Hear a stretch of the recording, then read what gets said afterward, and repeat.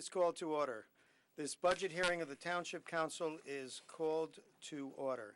In accordance with Section 5 of the Open Public Meeting Act, Chapter 231, Public Law 1975, be advised that adequate notice of this budget hearing of the Township Council of the Township of Franklin, County of Somerset, was made by the posting on the bulletin board at the municipal complex and transmitted to the officially designated newspapers, indicating that this budget hearing would take place at the Franklin Township Municipal Complex at 7 p.m. on Monday, February 13, 2017. In addition, a copy of this notice is and has been available to the public and is on file in the office of the municipal clerk. Could we all please stand for a pledge of allegiance? Flag of the United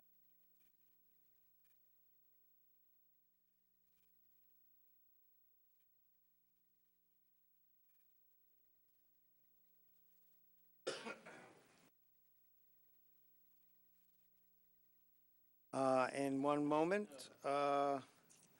Madam Master Clerk, when you are able to, please call the roll. Councilman Chase. Councilwoman Francois. Mayor Kramer. Here. Councilman Noni Jaka. Councilman Prasad. Here. Councilwoman Robinson. Councilwoman Sherman. Councilman Vasanella. Here. Deputy Mayor Wright. Do we have a motion to open to the public? So moved. Seconded. Moved and seconded. All in favor, say aye. Aye. Opposed, say nay. Ayes have it. This meeting is open to the public. Maximum 1.5 hours, 2 minutes per person. Seeing no one from the public coming forward, Mayor, a motion to close the public discussion portion of the meeting. Seconded. Moved and seconded. Just for the TV audience who can't see the audience, there is no one here. So moved and seconded. All in favor, say aye. Aye. Opposed? Motion is carried. Public session is closed. It is now time to begin the budget, so I shall turn it over to the manager. Thank you, Mr. Mayor. This year, we're going to do things in a slightly different order than we have in previous years. What we'll be doing is, if you go to your budget books and towards the back of the books under the tab Capital, we'll start with our capital budget requests. Most of these budget requests emanate from the Department of Public Works and the IT department. There are some also from the Recreation Department and to a smaller extent Police Department and Construction Code. Some of these I will be handling any of the inquiries that you may have regarding these requests. Others I'll turn over to the appropriate staff members. And if I will look up at all of you and see that you're at that first page of capital budget requests on the summary, the very first category is vehicles and equipment for vehicles. So if everyone is there, I think that the easiest way for me to do this is just slowly go through each individual item. And if there are any council members who have questions about that particular capital request, let me know. Are we ready to begin? Okay. The very first request is for construction code. It is to replace 2 vehicles, both Ford Explorers.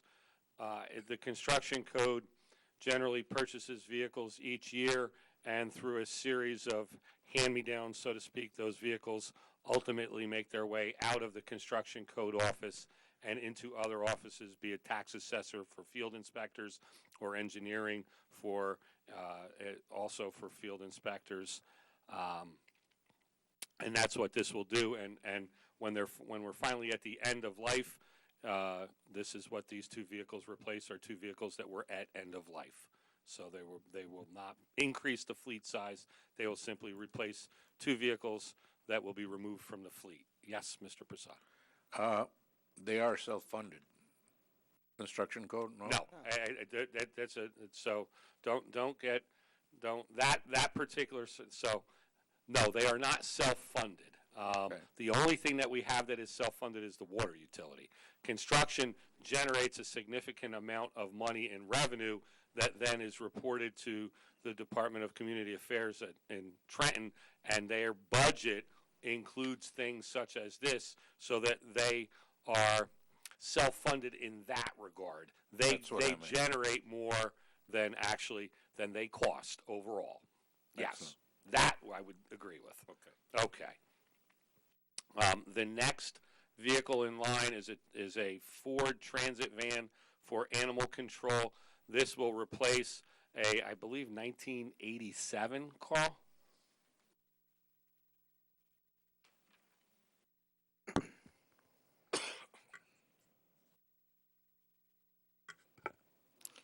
I'm sorry, not 87. Boy, 87 would be antique plates on it, wouldn't it? Okay. 1997 truck it's not even a E250 van, right, that has now kind of gotten to the point where it's no longer safe to operate. And we do, on a number of occasions through the week, have 2 animal control officers working. We also have shared service agreements with Middlesex and Millstone that we need to respond out of town for those shared service agreements. So we need the 2 vehicles, and this will replace one that will be removed from the fleet. Next is, and that will. And actually, that's actually a very good point. The other thing that Kathy raises is that vehicle will be funded out of the Animal Control Trust. So it won't be out of general funds. It'll be out of the trust. So does it, It's still a capital acquisition. It's just funded differently. so when, Oh, we're paying for it, sure. so when something's paid for a separate trust or separate fund, how is it marked here? So when you're going to make up the capital budget for what needs to be? If you look all the way over to the right, Councilman, it talks about trusts and the way that things are funded. You're talking about the second column in? Yeah, well, no, all the way over to the right, second column in, says Shade Tree Trust, Yeah, Clean Communities second Trust, column. Animal Control, and that dollar figure that's funded out of the trust is listed there. You see the full 32,000 is funded. Sure, okay, so it's out of the just the one, trust. it's just the one trust? There's multiple Multiple trusts, there's trusts, Shade Tree Shade Tree. Trust, Clean Communities Trust, and Animal Control. Okay. And other areas, the same thing, we'll see it at the... Whatever's that listed column. there, there's a total of $135,000 coming out of trusts for the vehicles that are listed in that first section. Thank you. Yes, Mr. Chase.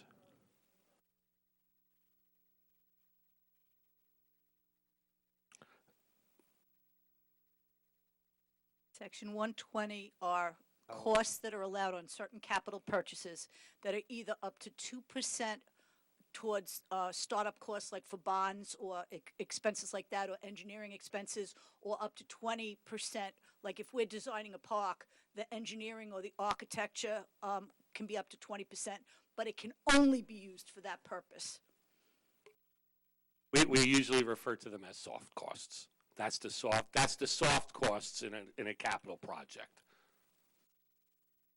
It's funded like any other, but it's a portion of the overall funding for just those things that Kathy said. It might be engineering costs, it might be bond costs, because we fund the sale of bonds from the actual funding of the bonds.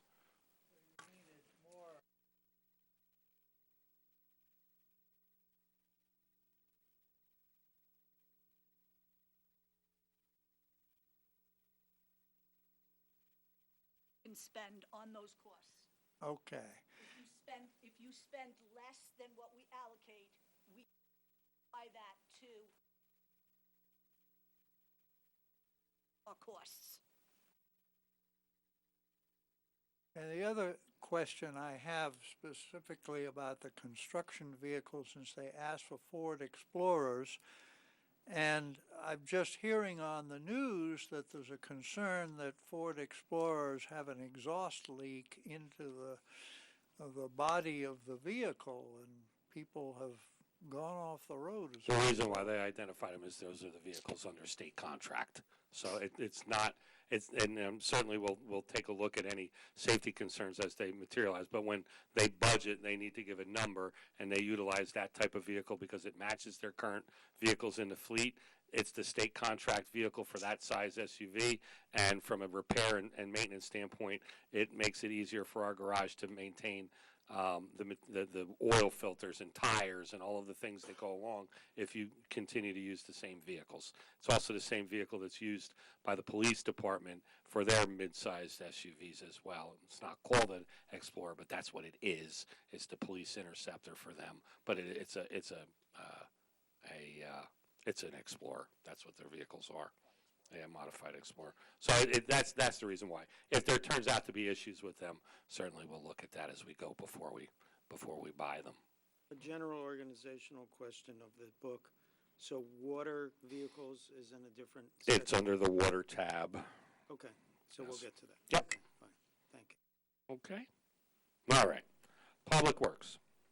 So I am going to let the Public Works Manager and Public Works Director handle the vehicles under Public Works since they're sitting next to me and I don't need to talk for them. Okay, first vehicle is a four-door pickup truck, which will be used for Clean Communities and purchased out of the Clean Communities trust account. That'll allow people to go out and together and clean the roads as we do on weekends and during the week. Second is the final three Sterling trucks. Those are single axle trucks we have that are from 2003. The body replacements. So we're putting new bodies in the back. The current ones are steel. The other ones will be stainless steel aluminum. And that'll extend the useful life of the truck. Right now we don't have anything to tie down the spreaders to because the bodies are all rotten out. And we did get two this year, and they're functioning phenomenally with the spreaders. Truck with plow and spreader to replace a 1998 one, which was end of life.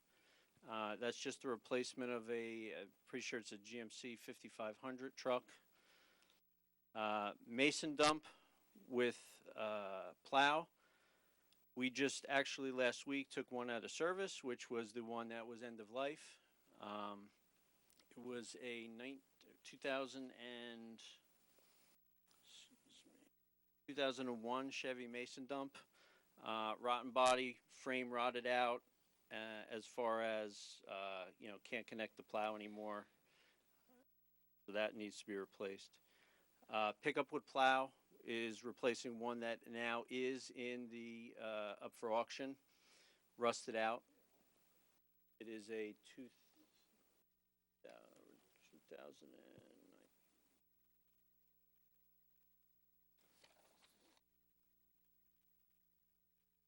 2001 GMC Sierra. And the bucket truck is partially funded by the Shade Tree trust account, which will enable us to, with the hazard tree survey that the Shade Tree Committee is doing, we'll be able to take down trees, larger trees in town, as well as any kind of emerald ash borer trees, which we know we're going to have severe issues with, and save costs on contractors, which we currently use. This will also allow us to do more trees that we currently have to wait on contractors to take care of, and give us. And so our plan is not only to just purchase this piece of equipment, but our plan is also to train members of the Public Works staff as arborists, and that's a process, and we're trying to get ahead of the curve as far as the emerald ash borer issue that is predicted to sweep the state over the next few years, and there's a survey that was done several years ago just on the 6 Mile Run property that put the trees at several thousand on that property alone in the state, and it was a very popular street tree. So we're anticipating that we'll have a number, but this will also allow us just to do tree trimming and tree removal to a greater extent than we can now. So, Mayor, so what size bucket is this height? 65 foot. 65, and right now our present capacity is 20? If I remember right? Roughly 20. We basically use it for traffic signals, yeah. So- Smaller trees. So the majority of the stuff we contract out, or I should say, maybe you can tell, what majority of the stuff that we presently have to contract out, which of course, there could be delays and we want to get things done as quick as possible. How much of that work will now, if we purchase this and train our people accordingly, how much will this alleviate for us having to contract out? We'll be able to do a majority of it. Right now, we do trees that fall down are already on the ground. We'll cut up, chip up, and everything. We do small trimming as far as what we're doing along the rural roads right now. Bringing up the canopy so there's no issues when we're salting or larger trucks that go down, and that's just minimal stuff. So we'll so really many be other able to trees. get, with 60 feet, that's, from what I understand, it's a pretty far reach. So we'll be able to do a lot of stuff a lot more efficiently. A lot And more. just real quickly, I know it's the appropriations for this, but could you just really quick capsulize the training and time involved, the time and cost involved with the training, and how soon you think this would be fully functional? The training we put in the budget, as far as I think it was 2 people to go to Rutgers and train. I think the course is about 2 weeks, over 2 weeks and days over the course of a couple months. So when the training is up, when it's scheduled as far as the classes at Rutgers, then I would think this would be up sometime in the fall. And these are so this is basic, and then there's the more advanced training that would continue for those employees that were identified to attend this training. If we approve all the training and the purchase, it would be the fall before we'd be able to see the benefits of it in action? Well, I mean, if we, once we fund it with capital, it's ordering the vehicle, and we probably wouldn't see the vehicle until late fall, early winter. Okay. It's under state contract, but still the vehicle has to be built. Like any truck, there's a long fabrication time on them. It's not like going to a car dealer and walking out with a car. The trucks generally take about 3 to 4 months. A pretty specialized to put vehicle. And I was just together. trying to get understanding. I think Yeah, it's no, great. I mean, I would love to say that we'll be up there cutting down trees in October, but I think that it's probably more realistic that we're looking at the spring of 2018 that will be functional as far as that tree team is concerned. Okay. Thank you. Okay. Next, then, we'll move on to the IT capital under the vehicle and equipment for vehicles. This is not all of the IT capital, but only a portion of it. But Justin, if you could take that. I think there's one item in water as well. Yep. So this year we're continuing our annual replacement of computers, printers, servers, and associated devices. This is a rotating program. This year it's $80,000 that we need to continue that program. We have a budgeted item here. It's the first phase of a possible multi-phase project to allow us to essentially do border-to-border Wi-Fi network for municipal operations. So this would allow us to move from air cards that have a monthly fee right now of about $40 a unit a month in perpetuity to eliminating that cost and moving them onto a closed Wi-Fi network, which also allows us to expand the mobility program to more of our inspectors who don't have air cards right now and more just better operations overall. So this will allow for a study to be done and a design of the network, and then get further cost estimates to see what it would take to build it out. We have our main storage unit for the municipal network is approaching its end of life, so we're going to do we're requesting a storage upgrade and replacement for $75,000. We also have additional $75,000 for an AM emergency radio network system. So this will allow us to broadcast our own AM, what they call a travel advisory station, that we could use during emergencies such as Sandy and Irene. It will allow residents who have no other way to receive our messages to do so via AM radio. And that it will be an AM radio that we control, and we control the messaging on it, just like we do all of our other emergency communications channels. Will we have the generator capability, electric? As far as Backup keeping it running if generators, it loses yeah. power. So one of the sites would be the municipal complex, which is all of our buildings here are on generator right now. So we make sure it was tied into that. The other proposed location is a firehouse in the south end of town. that I believe also has generators. So. They do. They do, yeah. So, yes. And if that second location, for some reason, we would hit a snag with that location, then the third location is actually a radio tower site in the south end of town that has a generator as well. So that one way or the other, it'll have backup. Okay, good. The Trap Rock Tower? Yeah. that would probably be the most logical to, yes, and since that's our equipment already, that's where it would be. So.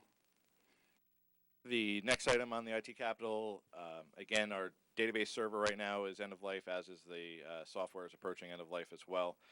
So this is $60,000 to virtualize that system and keep it running. Also on this list are 3 Panasonic Toughbook mobile computers. These are our police Toughbooks. They're asking for 3 this year to continue to keep that system functional. They're on a replacement cycle, and they need at least 3 this year. So that's for the general technology capital. Okay, moving on to the next section under IT is road resurfacing.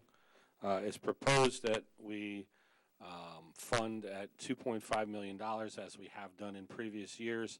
In this particular budget, we're proposing $1.5 million of bonded capital and $1 million of cash capital. And so that would repeat what we had done last year as well, in a move to try to move more of the regularly recurring capital expenses, such as road paving, more towards cash and more away from debt-funded capital projects. And then we move on to the general capital towards the bottom of the page. I'll probably jump in for some of these projects, but I'm also going to right now turn towards Mr. Zelenik, the township engineer, for the first one, which should actually say Fort, not Front. Right. That should be Fort Street drainage. Fort Street in the second ward off of Cedar. Over on the north side of 287. That's an area of town that when the development went in, there was no storm drainage put in. During rain events, the streets do flood up there. This is something that is designed already within the engineering department, and the construction will be by the Public Works Department. Next on the list is the Lewis Street Youth Center design. That's the old SCAP building that was demolished late last year. And this is to get going with the design of the replacement building for it. And lastly on there is the Board of Ed sidewalk improvements, which is a completion of the current phase that's under design.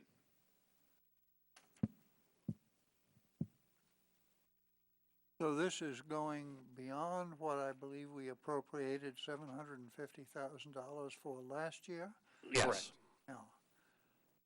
So this would be, there were a number of streets in the general vicinity of the middle school on Francis Street that were existing walking routes for students that had no sidewalks. 4 streets were identified in the first phase.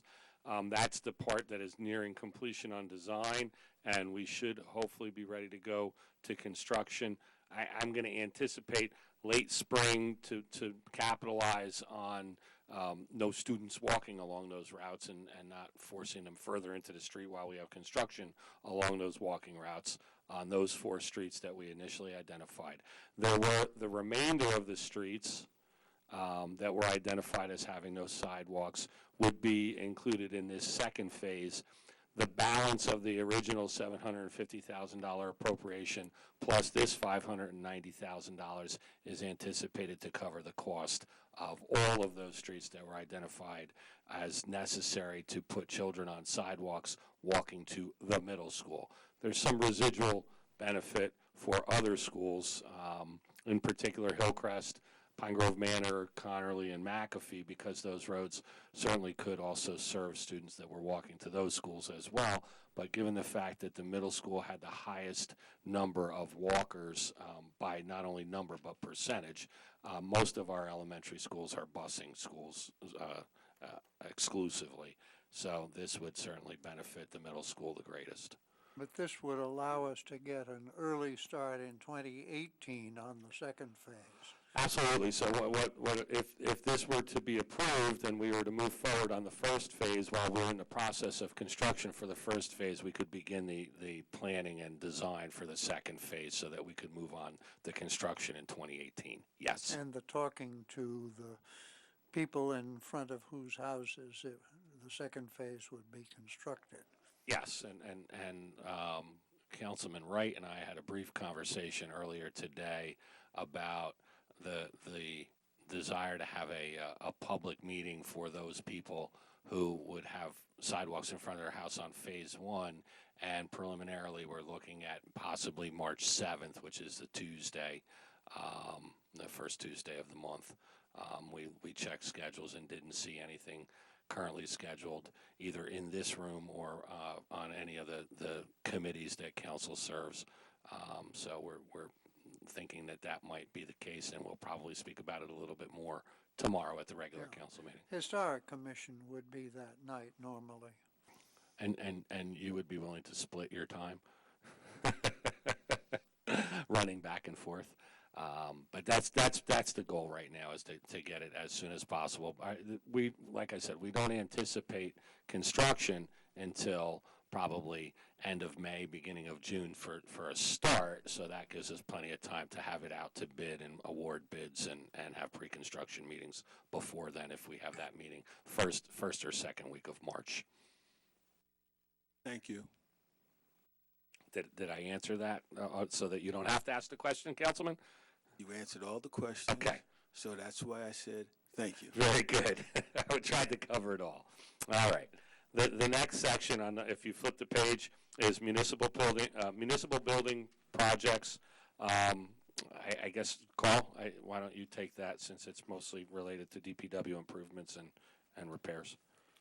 Okay, for the municipal building, final phase of the carpet replacements, we're well underway. Through the offices, we have some conference rooms to do and some smaller offices to finish up, including the assessor's office. Lighting improvements, swapping out the existing lights for LEDs, increased efficiency and cost savings on utilities. Building door replacements, phase 1 of 3, which is replacement of the exterior doors of the building,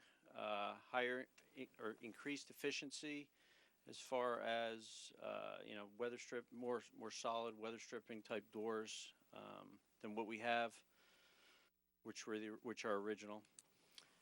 Building window replacements. When the building was built, they changed from double pane to single pane glass, and a cost savings. The windows leak. This is, I think, a 3-phase project to replace all the exterior windows with something double pane, high efficiency argon glass and gas between the panes, and which will give cost savings for utilities. Do you have, you're talking about like the doors over here to the left and right of the... The exterior doors, yes. You have a double door system. What would be the benefit? It's about 30,000, I guess, and there's a couple on the other side of the building. Since you have two sets here, there's a set over by fire prevention, and there's a set down by the manager's office. So the doors actually function fine. It's just a matter there might be a slight increase. There's a lot of maintenance we go through with the doors. Some of the doors, the closers are actually built in. Built into the door frame, as you might say, similar to the way they have at the senior building. So the 30,000 would cover how many phases? I believe that was a 3-phase project.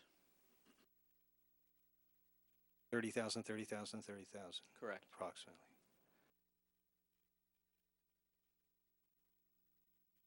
Carl, what if are the they're- savings? I mean, is that where I you're was going? going to say, if you Yeah. really, if we're replacing them to save a couple $100 a year, I don't know. I don't know enough about. I mean, I was asked to do a rate of return on it, and it's kind of hard until you put everything together. But The rate of return is roughly 9 to 10 years in efficiency compared to what we have now. And the same thing with the windows? The windows are a little longer just because there's so many windows for as far as the phasing and everything. So the windows come out to be a 12-year rate of return. Why, we're not here every day like you guys, so I don't know to what degree it's really an impediment to work, and it really creates a temperature control thing, or it's just a matter of saving a couple dollars.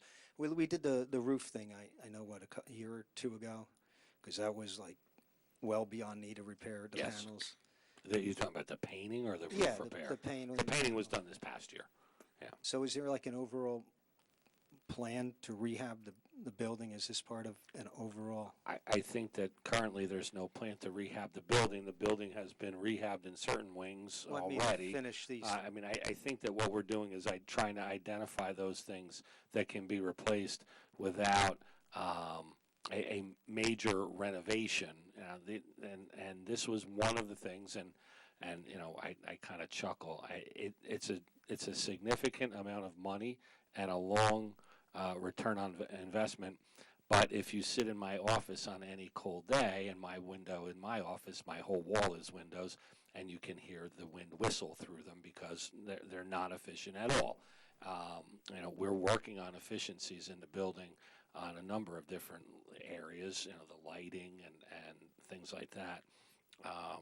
And this is certainly something that, if not done this year, at some point needs to be done. Is there any any programs grant-wise? I would love to say that there was. Unfortunately, at this point, I think that there's no grants for anything like that, like there used to be years ago. The grants seem to be focused on things like lighting and HVAC systems that are very, very fast return on investment. $30,000 in lights nets you, in 3 or 4 years.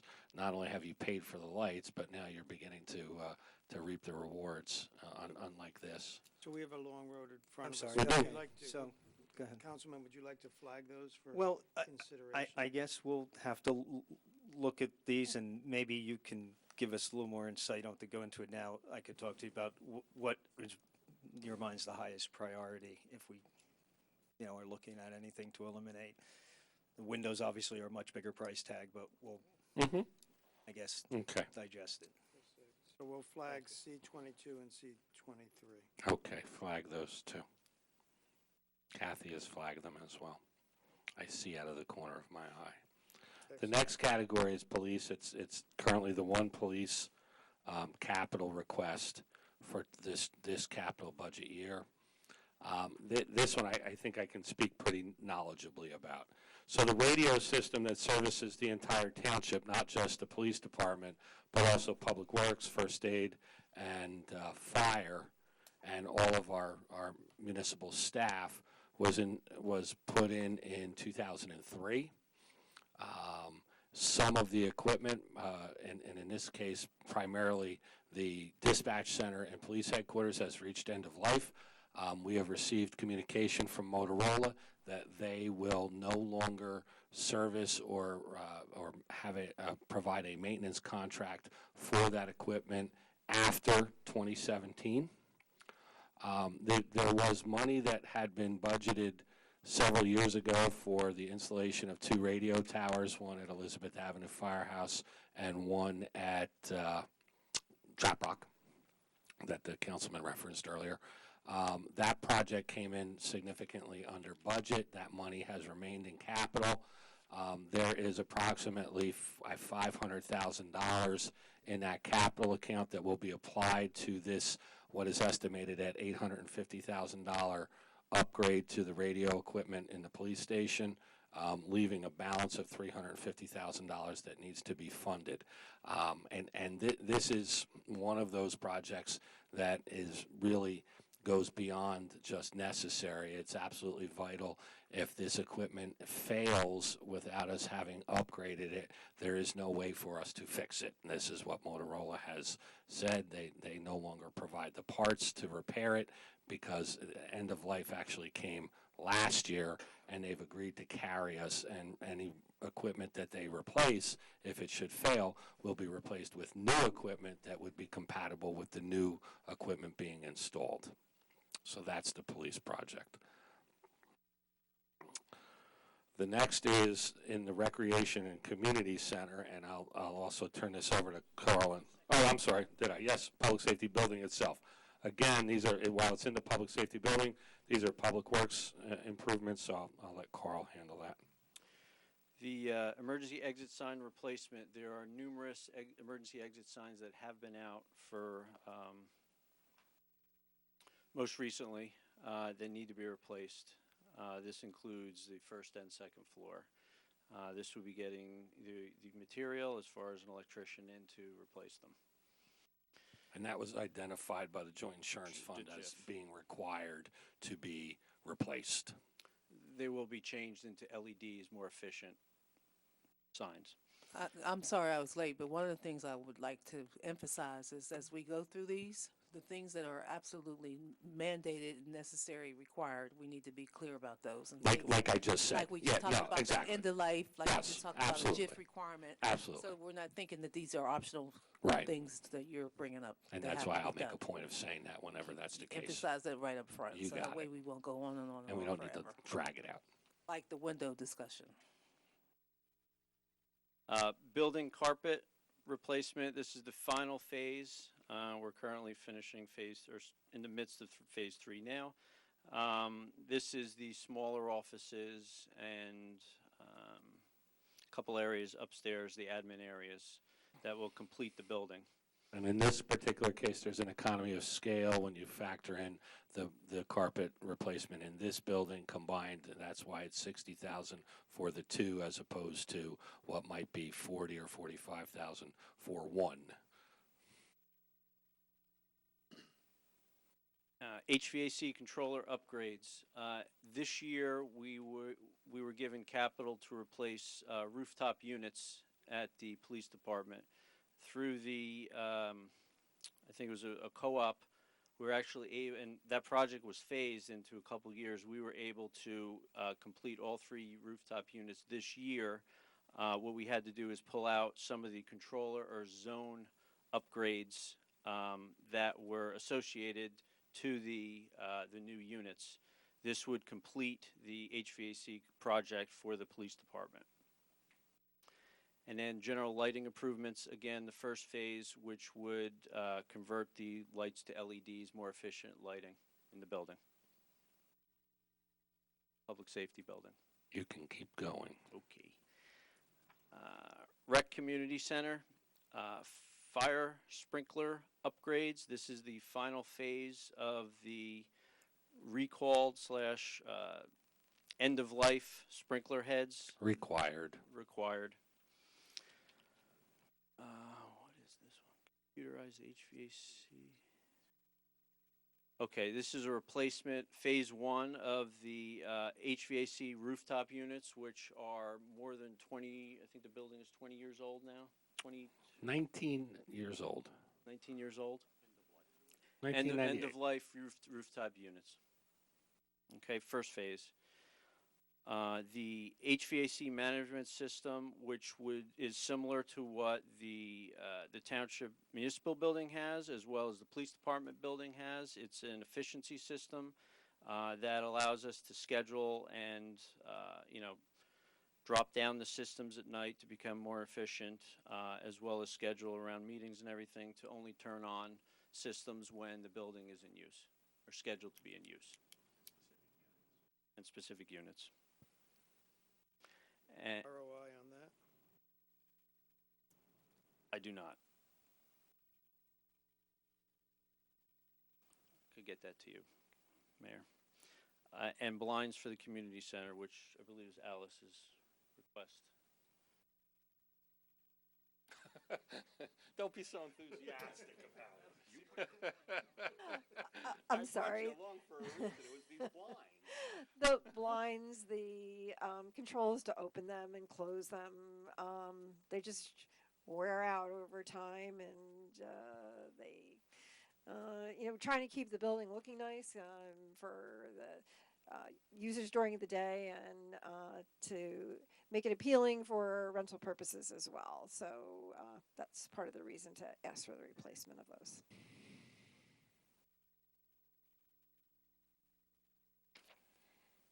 Okay, down to Public Works.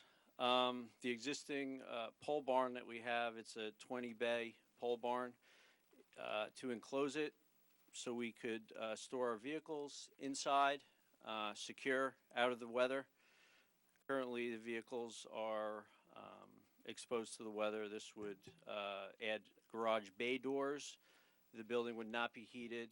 It's for bay doors to pave the inside as well as lighting for the inside of the building. Same pole barn, the next phase of re-roofing it. I think it's a 4-phase project. We're currently doing phase 1 now. The shingles are probably when the building went in. Bob would know a little better, when 80s maybe? Pole barn went in? That building probably went in about 89. So we're in the process of replacing the shingles. There's probably 30-year shingles on Yeah. it. It's probably Yeah. time. And that that'll be probably done- adds up. That'll be done, the first phase will be done in the spring. This continues on to the next phase. Overhead bay doors, sensors, and repairs comes out of a JIF report. That's required. Right. Safety issue. Some of the sensors do not work as well. I mean, so if somebody walk in front of the door, it may not completely stop.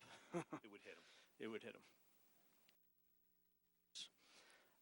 Building panel repairs, phase 2. This is something we did about 4 years ago. The bottom panels, the panels are aluminum, steel/aluminum. They rust out with all the salt. And what we do is we put a mini type of block foundation into, right now there's holes in the building basically. Along the foundation. And a DPW parking lot repaving. This is the area where the employees park and around the back of the building. As far as this year, we were able to reclaim our lower area around the gas pumps and pave that as part of the salt barn project, and that was funded out of that. This is the remaining of the parking lot, which is basically tar and chip and patched all over the place. Public Works yard. Okay. Public Works, vehicle tracking system. This is a GPS tracking system which would go in our vehicles and equipment that would enable us to increase efficiency on routing, as well as snowplow routes and mapping would be able to live stream to the public. Leaf collection routes, live stream to the public through a web portal. Vehicle key machine. Currently, we have a bunch of keys in the building for vehicles and other township assets, such as houses, that this machine, similar to what the police department has, the detective bureau has, would enable us to track the keys, better accountability for keys that don't return. Something similar that you would see in a like a used car lot where everything is locked down and they have to sign out keys via a badge type system or security system. How long have you been asking for that? Since I moved down to Public Works. I was saying, how long has he been Public Works manager? 3 years. Keep throwing it at the wall. So our manager is all about accountability, and I say DPW manager is all about accountability, and this is certainly all about accountability. And I'll give the comments to council. Some of the council wasn't privy to the conversations we had in the financial oversight committee they were not. meeting about this particular item, but I Feel have free to say- share. No, I'm not going to go that route, but I did kind of say, to me, this is a management issue, why are we doing that, and they explained why we. But we went through every one of these items, like infinitum. that We were there for particular many night. hours. It was going on 11 o'clock when we got done with going through every one of these, questioning them, vetting them, why they needed to spend money on every one of these items. That was one we had quite an extensive amount of discussion. And I believe But they financial convinced oversight. me that it was something that we needed to do. I'm less than convinced. You're less You're convinced? talking, which, I'm are you less talking about than everything, or? convinced. I said you're less than. Oh, about the convinced. I was keys. repeating, yes. The key, this is all about the key. So moving on, away from the key machine, strike the key machine, Kathy. But portable, portable equipment lift, one of our bays does not have a lift. We now have, well, we're filling the vacancy. We have another, we have the part-time mechanic, which started a year ago. And this would be the area that we, like I said, don't have in a lift for him to do his work. Right now he shares with other mechanics lifts. Is there another lift in the garage anywhere? We have 6 bays and 5 of them have lifts. And we have 4.5 mechanics, if you know, part-timer. So you have more lifts than. So do that math quick, That's Mayor. what I was- We always have vehicles staged waiting for parts. So once you take it apart, vehicle's up on the lift. So you have 6, following, trying to 6 follow bays, you back. 5 lifts, and 6 and bays, and 4.5 5 mechanics. lifts, and And 4 full-time mechanics. And the part-time mechanics limited primarily to things like oil changes and, Right. and changing tires and things like that. That's where this would benefit the I'm not the sure if portable this is where the lift. mayor was going with it, but if you have, if you Because use here's the story. So I'll speak for the public works manager, because I've probably seen it a lot longer than he has. So you have a dump truck, and you put the dump truck up on a lift, and you take it apart because it's broken. And now you determine why it's broken, and you have to order the parts to fix it. You don't put it back together, you leave it on the lift, and that lift is now no longer useful. It sits with that truck until the part comes. The part might be an hour away, the part might be a week away. So you lose that lift until such time as the truck is repaired. So that's the advantage to having this portable lift is you have one extra bay right now, and you have all of your mechanics working on vehicles, and that one or even sometimes 2 vehicles are tying up a lift because it's waiting for a part. And that happens at least somewhat regularly.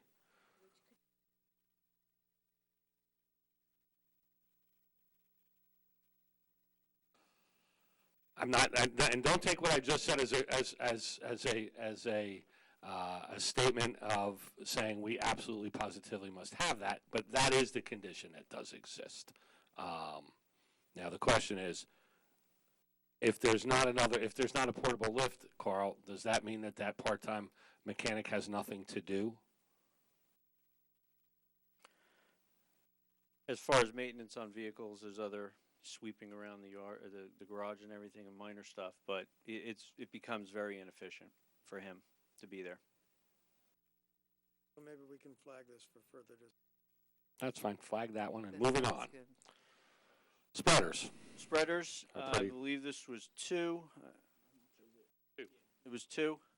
To replace 2 spreaders, which are late 90s spreaders, which pretty much end of life. We put them together this year, and they're pretty much ready for the auction block or graveyard.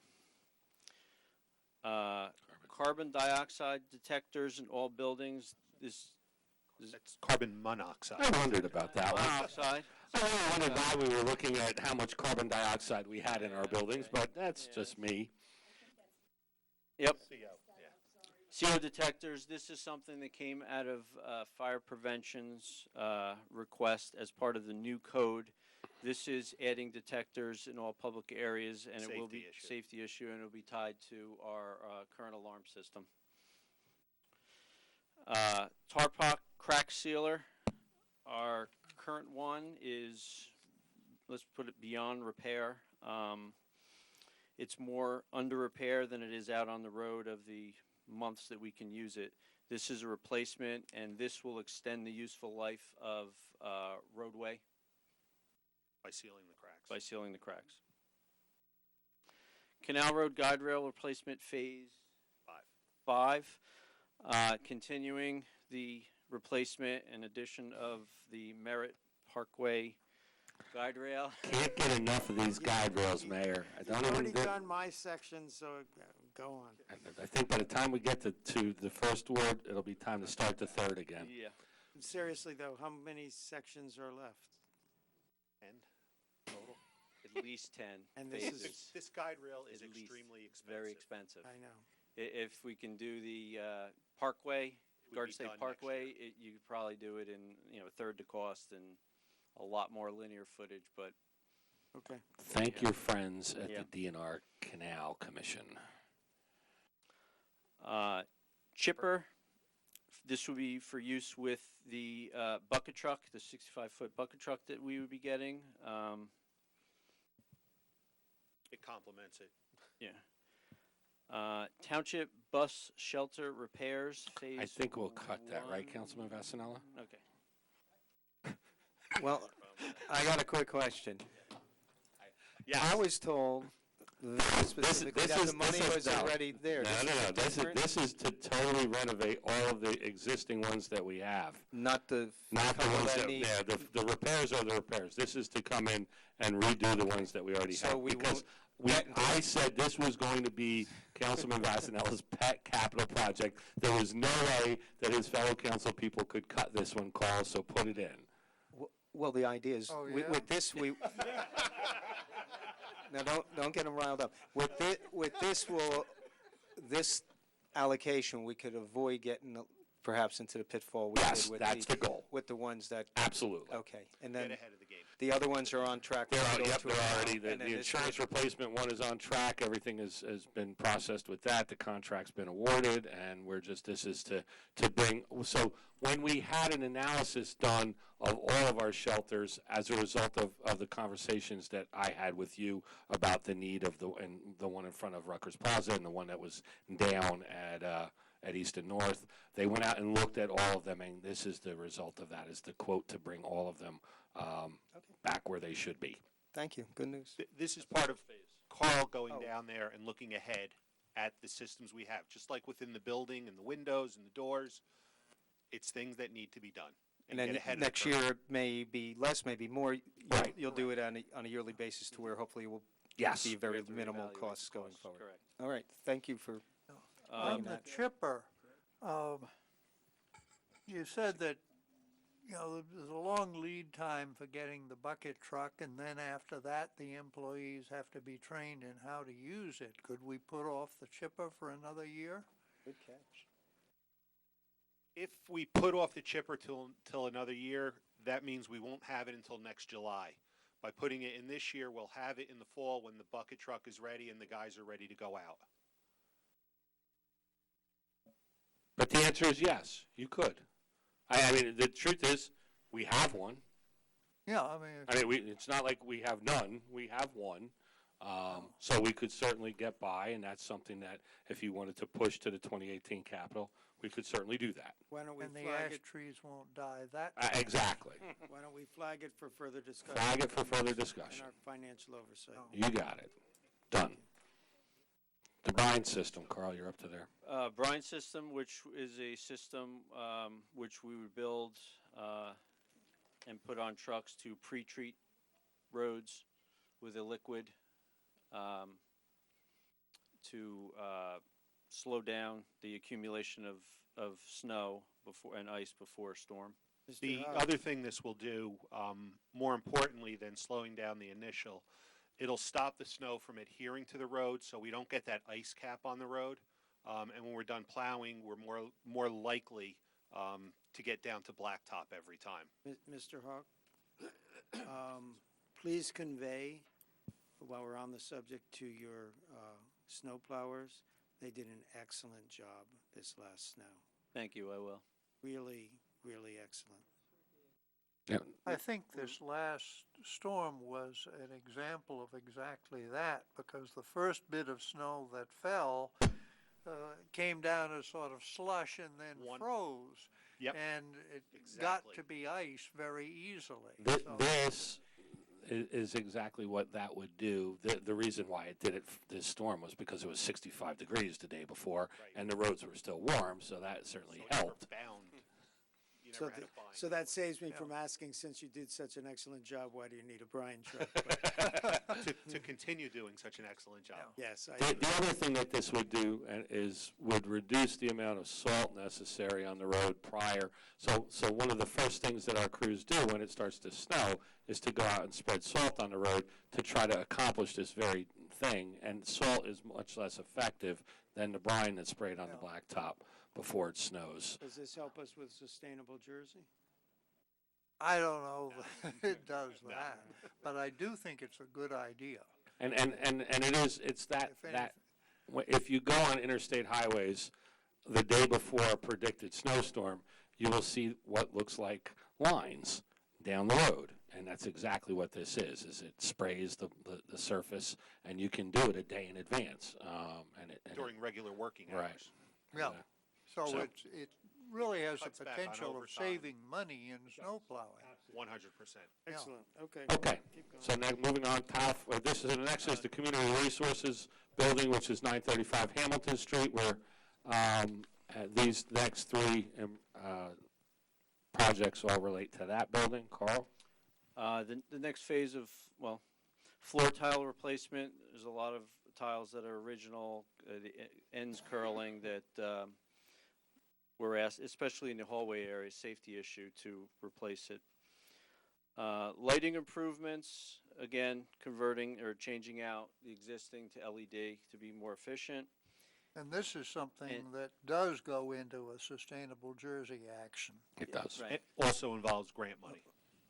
Ah, good. Yes. So, question about that, is that using all out-of-house electricians? Do we have any licensed electrician anywhere on staff? This would be done by an outside company. That's how you would get the grant money. Oh, we're not If you do it We're yourself, not you're entitled to gonna get grant the money if we on it. actually used our own employee to do the same thing at a less cost. It ends up not being the that's- less cost end of the day. Oh, it's more Well, we for actually, an now we had contractor, okay. a company come in that said they would do it all and just pay for it out of the savings. That was a different program that's not available anymore. Now it's a direct install program that there's designated contractors in different areas throughout the state that you call. They come in and basically the installation cost is free. You're paying for the material. Yeah. And we're currently doing the senior center. The material's been delivered. They're just waiting for the grant money, and then everything will be installed. Door replacements, again, these are exterior doors. There's a couple emergency exits, the front and the rear door of community resource, which needs some work. Let's put it that way. Yes. So, that completes the IT and municipal capital projects. What I'd ask that if you could do right now, and what we'll probably do is not just do the capital for water, but we'll continue right on into the OE budget for water. But if you go under the water tab, oh, I'm sorry. Oh, I have a cheat tab, okay. Before we go to the water tab? Yes. I have one question. Sure. When you went over the Recreation Community Center HVAC management system Yes, for $100,000? yes. Did you go into detail about what that was needed for? It was, so there was, the mayor had asked if there was a return on investment there, and Carl said that he would get one, that he didn't have one, and it's just to control the various heating and air conditioning units in the building automatically, where you can set schedules and do what have you. So he's going to give us a ROI? Yeah, exactly. Okay. So we'll come back with that, the financial oversight. Okay. Okay. So is there? Whoop. All right. So if you look at in your budget books under the capital, you have the like the portrait individual capital request forms. At the end of those is the next spreadsheet, which is capital budget requests for the water utility. It has 2 yellow and 1 green highlighted row. No, just me. Boy, you treat me very well, Kathy. Thank you. I know, I need all the help I can get when I look at these. This is underwater? It is, no, is it underwater? No, it's not underwater. It's under capital. Right, so if you go into the capital tab, it's just a more capital. So it's after the individual capital project sheets is another spreadsheet that's landscape. That's the best way I could describe it. Mm-hmm.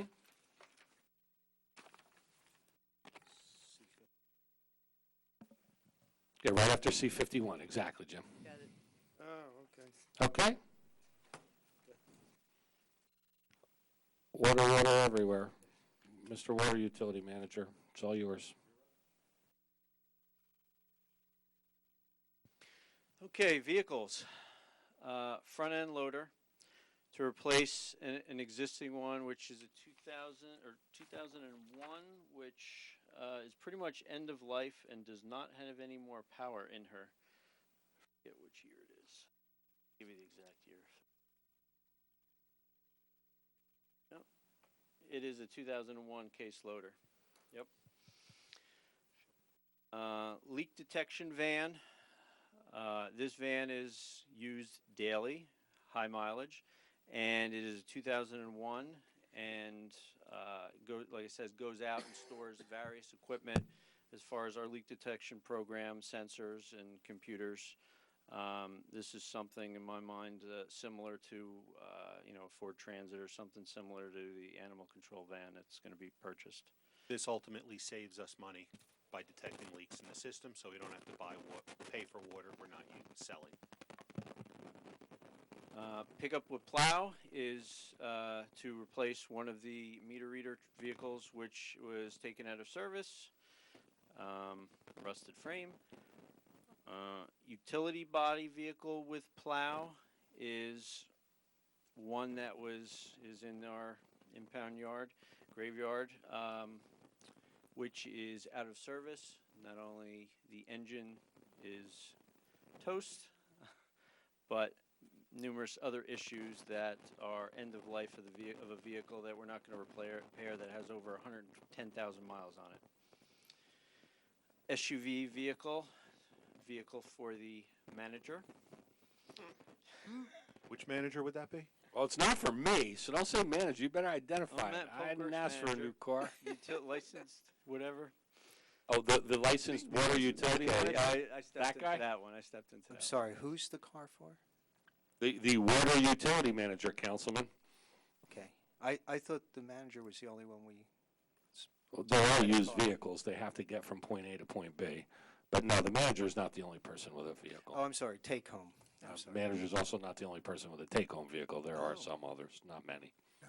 Now, you told us earlier that when we get new construction code vehicles, that then there's a pass-down process. So why couldn't this be one of the pass-downs? Go ahead, Carl. I'll let you try to answer it, and then I'll answer it. Yeah, I'll try to answer it. Right now, we're replacing 1998, 1999 Ford Focuses, cars that are still in service, which are a lot worse than the current vehicles. So if we get two hand-me-downs, they will go to most likely the assessor or the zoning. There's not enough coming out of construction to replace the ones that need to come out of the fleet. So that's why there's not enough. You have to have an SUV. I carry a lot of things around, yes. Also state contract or co-op contract. Currently have one now. Truck with plow. This is to replace a end of life 19. Hang on 1 second. Would you like that flagged? Yeah. So let it be written. Flag doesn't mean it's going to go away. It just means we're going to give it more scrutiny. Truck with plow. This is to replace one of the water vehicles, 99, which is a 1998. It's a GMC. It's got to be a 5500. replace a vehicle that's pretty much end of life. One of the last ones we have in the fleet.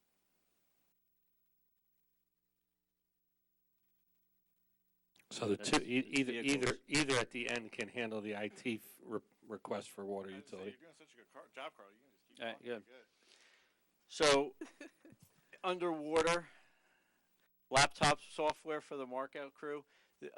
We get tens of dozens. I mean, we probably get, some days we get 30 markouts daily.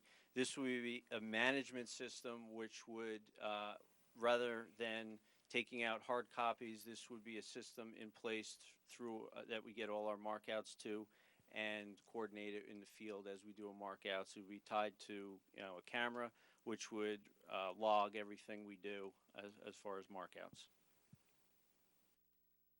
And for the record, I did review this. I agree with Carl. I think this is a good thing for his crew. It's a very, very manual process right now that could be much, much better. Saves time and money. Automated, yes. And that's water vehicles and equipment. Water general. Water general. SCADA system construction. Currently, we're under design and we're about ready to go out to bid of our SCADA system. Our SCADA system is a management system which ties and reports everything as far as our pump level or tank levels, our pump station activities as far as pumps being on, off, pressures, gauges. This is a system that basically oversees and would alert the operator, whoever's on standby or on call, any issues pertaining to the water system. So it's a monitor but not a control? It's both. It's both. That's actually what I was going to, that's, That's what I thought it was. pursue that. I was about to Controls. jump in. It basically monitors everything, and if there's an issue, we're able to remotely turn on pumps, turn off pumps, see what's going on. Is this also the system that helps us balance our water and so we can use the most water from the cheapest source at the time available? And so for the public, how we get our water and how we pay for it is complicated. There's one company we pay the same price whether we use one drop or all the water that we're allotted to. So obviously we want to use all of that water. There's other that we pay a lot of money for, but we pay it on what we get. So a smart system that can monitor that and use that saves us money and saves the water users money. I was going through some old emails, 2014, I think, and there was one about how the water tank up behind Princeton Ridings had overflowed, and it was because the SCADA system didn't do its job. So even then, we needed to replace it. So That was what triggered the design of the system that will be going out for bid. yeah, well, I think we've spent enough time getting it designed. Then, although this is a big ticket item, we need to go ahead and do it. I agree. It's $750,000, but we have a very expensive and large water system, and we use a lot of water. And we still have quite low water rates in comparison with other We have towns. very low water rates.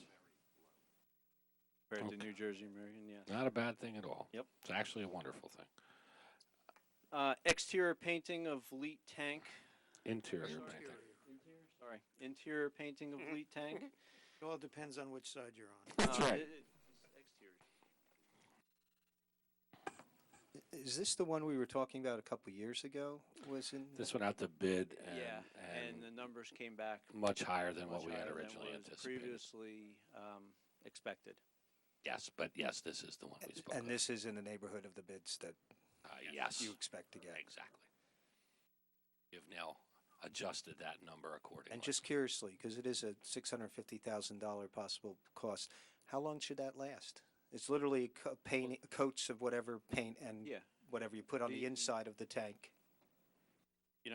I don't think it has been done yet. And the No, tank it's the is from first time. The tank is from 1987, Right. 89, somewhere around there. 25, 30 year.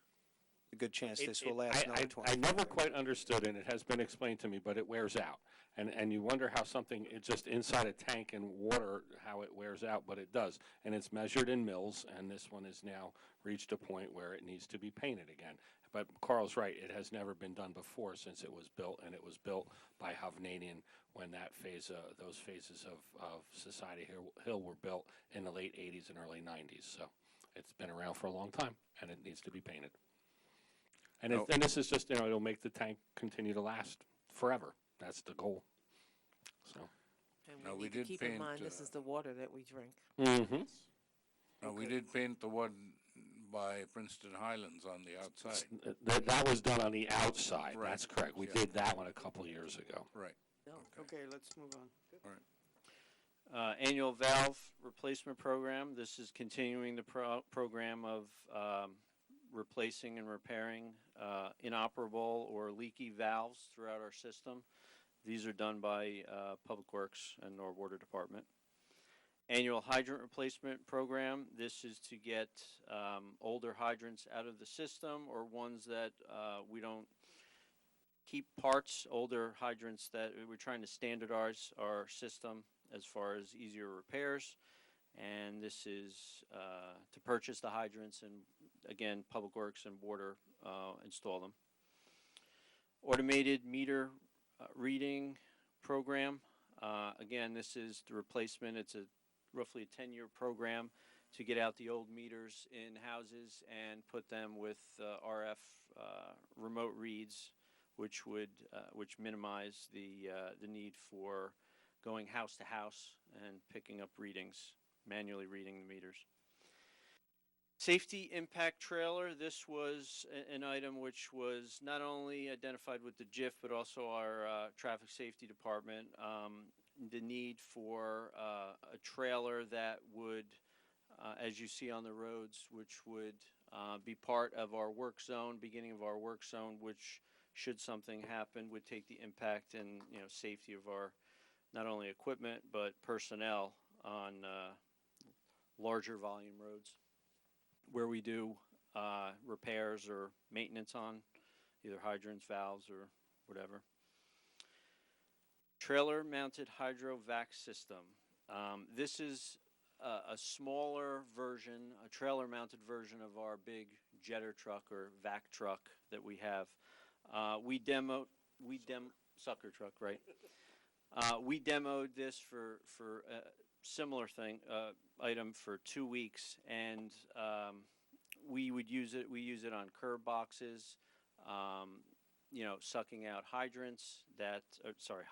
valves that are clogged. And as far as the usefulness, I don't need a Class A operator to be out there using a large truck, or I can use that truck for something else. This is something that connects to the back of the utility body, anybody can use. And I could say since we've had it for 2 weeks, we've increased our repairs on, curb boxes 120%. Does everybody know what a curb box is? I didn't think so. The curb box is the thing out at the street where the valve is that turns off the individual service from the main to the house. So we have to maintain. That's our responsibility. It's the end of our responsibility, and we need to maintain those valves. So there's a valve there. That's the thing where you see they take the big T-wrench and they put it into the ground and they open or close the service to the house. So we have to maintain those. So that's what Carl was talking about, and that's an ongoing regular maintenance schedule throughout the town to maintain those valves. Berry Street Pump Station Backup Generator. This item, due to the escalated costs of the building or the construction of the pump station, was taken out. And this would be a standalone generator that would be outside on a pad to provide emergency power to the station in the event of an outage. I just want to hold off on this one right here. So I'm going to ask a loaded question to Carl because I think I know the answer already. Carl, is that interconnect online yet? Not currently. and this is, obviously, it's not our issue, otherwise I wouldn't be saying it the way I'm saying it. Has New Brunswick given any indication when they'll be able to rectify the situation as far as their supply to that interconnect, so that we can begin to take water from them on that connection? They are hoping that they will have a resolution to either their valve issue or their hydraulic issue in one of their tanks, hopefully this summer. So what is Okay. the net, I'm Go sorry, ahead, Mayor? go ahead, Councilman. What is the net result as far as we're not going to be able to utilize? It's one of the reasons why I raise it in this particular case, is so that so I believe that at this particular point, I would probably recommend that we flag this particular capital request and look to include it in the 2018 budget. I don't know that this interconnect will be online, so certainly I don't necessarily feel the need to have a backup generator. And we function without this right now. This is to be for our benefit. This is so that we can begin to take more water from New Brunswick at a more economical rate than we take it from New Jersey American, and begin to balance, like the mayor spoke of earlier. But as far as the emergency generator, like Carl said, it was not included in the construction of this this pump station because the original cost was estimated to be lower than what it came in at, and we had to use the money to complete the project without the generator, and that's why we come back later to follow up with the generator. I think that we can flag this and we can talk about it more, but I think that this is something that can wait until the 2018 capital. So what you're saying is that it's unlikely that this station will be functional until after this fall's hurricane season. I think that that's probably the case. I also think that New Brunswick's water utility is currently concentrating its efforts on several different things, and I don't know that this is a priority of theirs. Do you have other backup generators? We do, on our other pumps, we do. Can you move them around if you need? No, they're big. Permanent, They're permanently oh. mounted, so yeah, so it runs the whole, they're big Oh. pumps. Okay, so since that's not up and operational, Right. we don't need it. Okay. And my thought is, it's not up and operational, and we're currently functioning without any issues without it. This was to increase our efficiency from a dollar and cent standpoint as well as a pressure standpoint. So right now, if it's not online, I don't know that we need to back it up with a generator. Okay, sorry, Carl. Bobcat. Bobcat pavement cutter. This is an attachment that would go on our current Bobcat to enable us to cut open roads for repair, water breaks. And it would, like I said, it would be an attachment on the Bobcat, which is what we currently have, the machine we currently have. And that keeps personnel from having to operate a jackhammer and jackhammer the trench, and that is obviously a safety issue and an efficiency issue. Gets the trench opened up faster to make the repair, and it also does it in a safer manner. So what's the relationship between that and the tapping machine? Well, the tapping machine is to actually do the physical tap on a main. So for a new service, you do the tap. Maybe I'm thinking of the hydro hammer. The hydro hammer attachment. Yeah, that's what I was thinking. We'll let Carl explain his need for a hydro hammer attachment. Okay. The Bobcat trencher attachment is basically a ditch witch. This past year, I had to rent for various services and other conduit installs that we've been doing about three times at Home Depot. So this is an attachment that would go on our current Bobcat and be able to do more. We're doing more sprinkler repairs, replacements, additions. We just did the 2 sprinkler zones in Middlebush Park to support the trees that were put in beginning of last summer. Tapping machine. This is where we currently do taps on mains up into a 2.5-inch service line.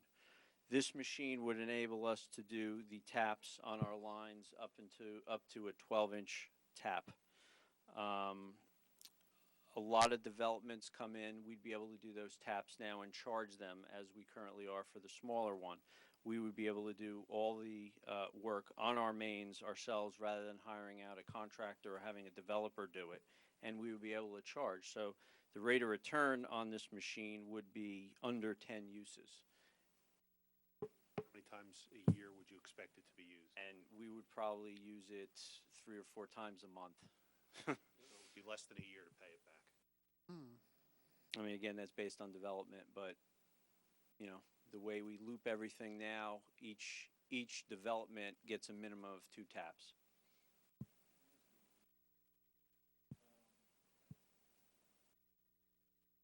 So if in a redevelopment area and they needed a water main, water line, whatever you want to do, we could do it ourselves and charge for it.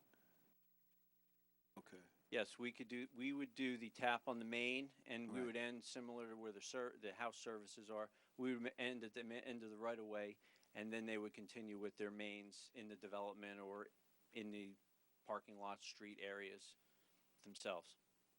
That's part of the money we would get back to pay for it. Correct. Yes. Thank you. Hydro hammer attachment, our newest backhoe currently is set up for this. This would be a jackhammer type attachment, which would be enable us to get through pavement, concrete, whatever we find in the roadway to be able to repair, or just do general maintenance on valves and hydrants, open up the road and area. Guillotine. Fixing leaks down Route 27. Yeah. Guillotine pipe cutter. This is something that I found, or my foreman and I found after last year's budget. And basically what it is a clamp-on bandsaw to be able to cut the water mains. We currently use a hydro saw or something very manual, which isn't as safe as I would like it to be. This would be something you basically push a button and it would do a nice clean cut as, like I said, a bandsaw type deal on the water main on various sizes. This one here would go, I believe, goes up to a 16-inch main, which is basically the extension or the limit of our capability, unless we get an excavator. This is a total safety item, protecting people in the crew from losing fingers, hands, arms, when the saw that they're currently using kicks back. If any of you have ever been at a water main break, and I know Councilman Chase has, I know the mayor's been there, I believe Councilman Vasanella has as well. So when they're down in that trench, they take basically a handsaw. I mean, it's like a big, gigantic, circular saw, gas, it's kind of the fire companies use the same ones to cut holes in the roof, and that's what they cut the pipe with. Needless to say, even though it has that carbide blade, it can kick back. I mean, it exposes our employees to risk, and this is a relatively low cost for this type of equipment that removes the human element from that function, and it certainly is a whole lot safer than putting someone in that hole with a saw. So I think that one is probably should have been higher on the department priority list, Mr. When I think of them working away down in that trench on a very cold day, their fingers getting cold and numb. That's usually when it happens, too. It's cold weather, exactly. So next is your main replacement, Carl. Annual main replacement, cleaning and lining, $750,000 has been put aside, and the 2 projects that we would like to do this year is the 9th Street in Easton Farms pipe loop and Heinrich Road pipe relining. The 9th Street loop would have the distance of fire hydrants and suppression between that area, which is all serviced on wells right now between Easton Ave and 15th Street, Delwood. This would be the cost of materials. The work would be done by Public Works employees. The Heinrich Road pipe relining project, we have had over 10 breaks in the last, I would say, 4 years on this this section of road. I believe it's about 1,000 feet of pipe on Heinrich in Levitt. And similar, what we're looking to do on Route 27 is to put a structural sock in this. This would be the cost to do it for that section that we know we have many problems with the pipe. Is this something we go to an outside contractor for? This would be an outside contractor similar to what we're going to be doing on Route 27. Yeah. Hoping to do on Route 27. And while you're mentioning that, where are we on that? I have the draft plans from the consultant on my desk. I have to go through them. Included in that is the application to the DOT for a waiver. Please. Quickly. Soon.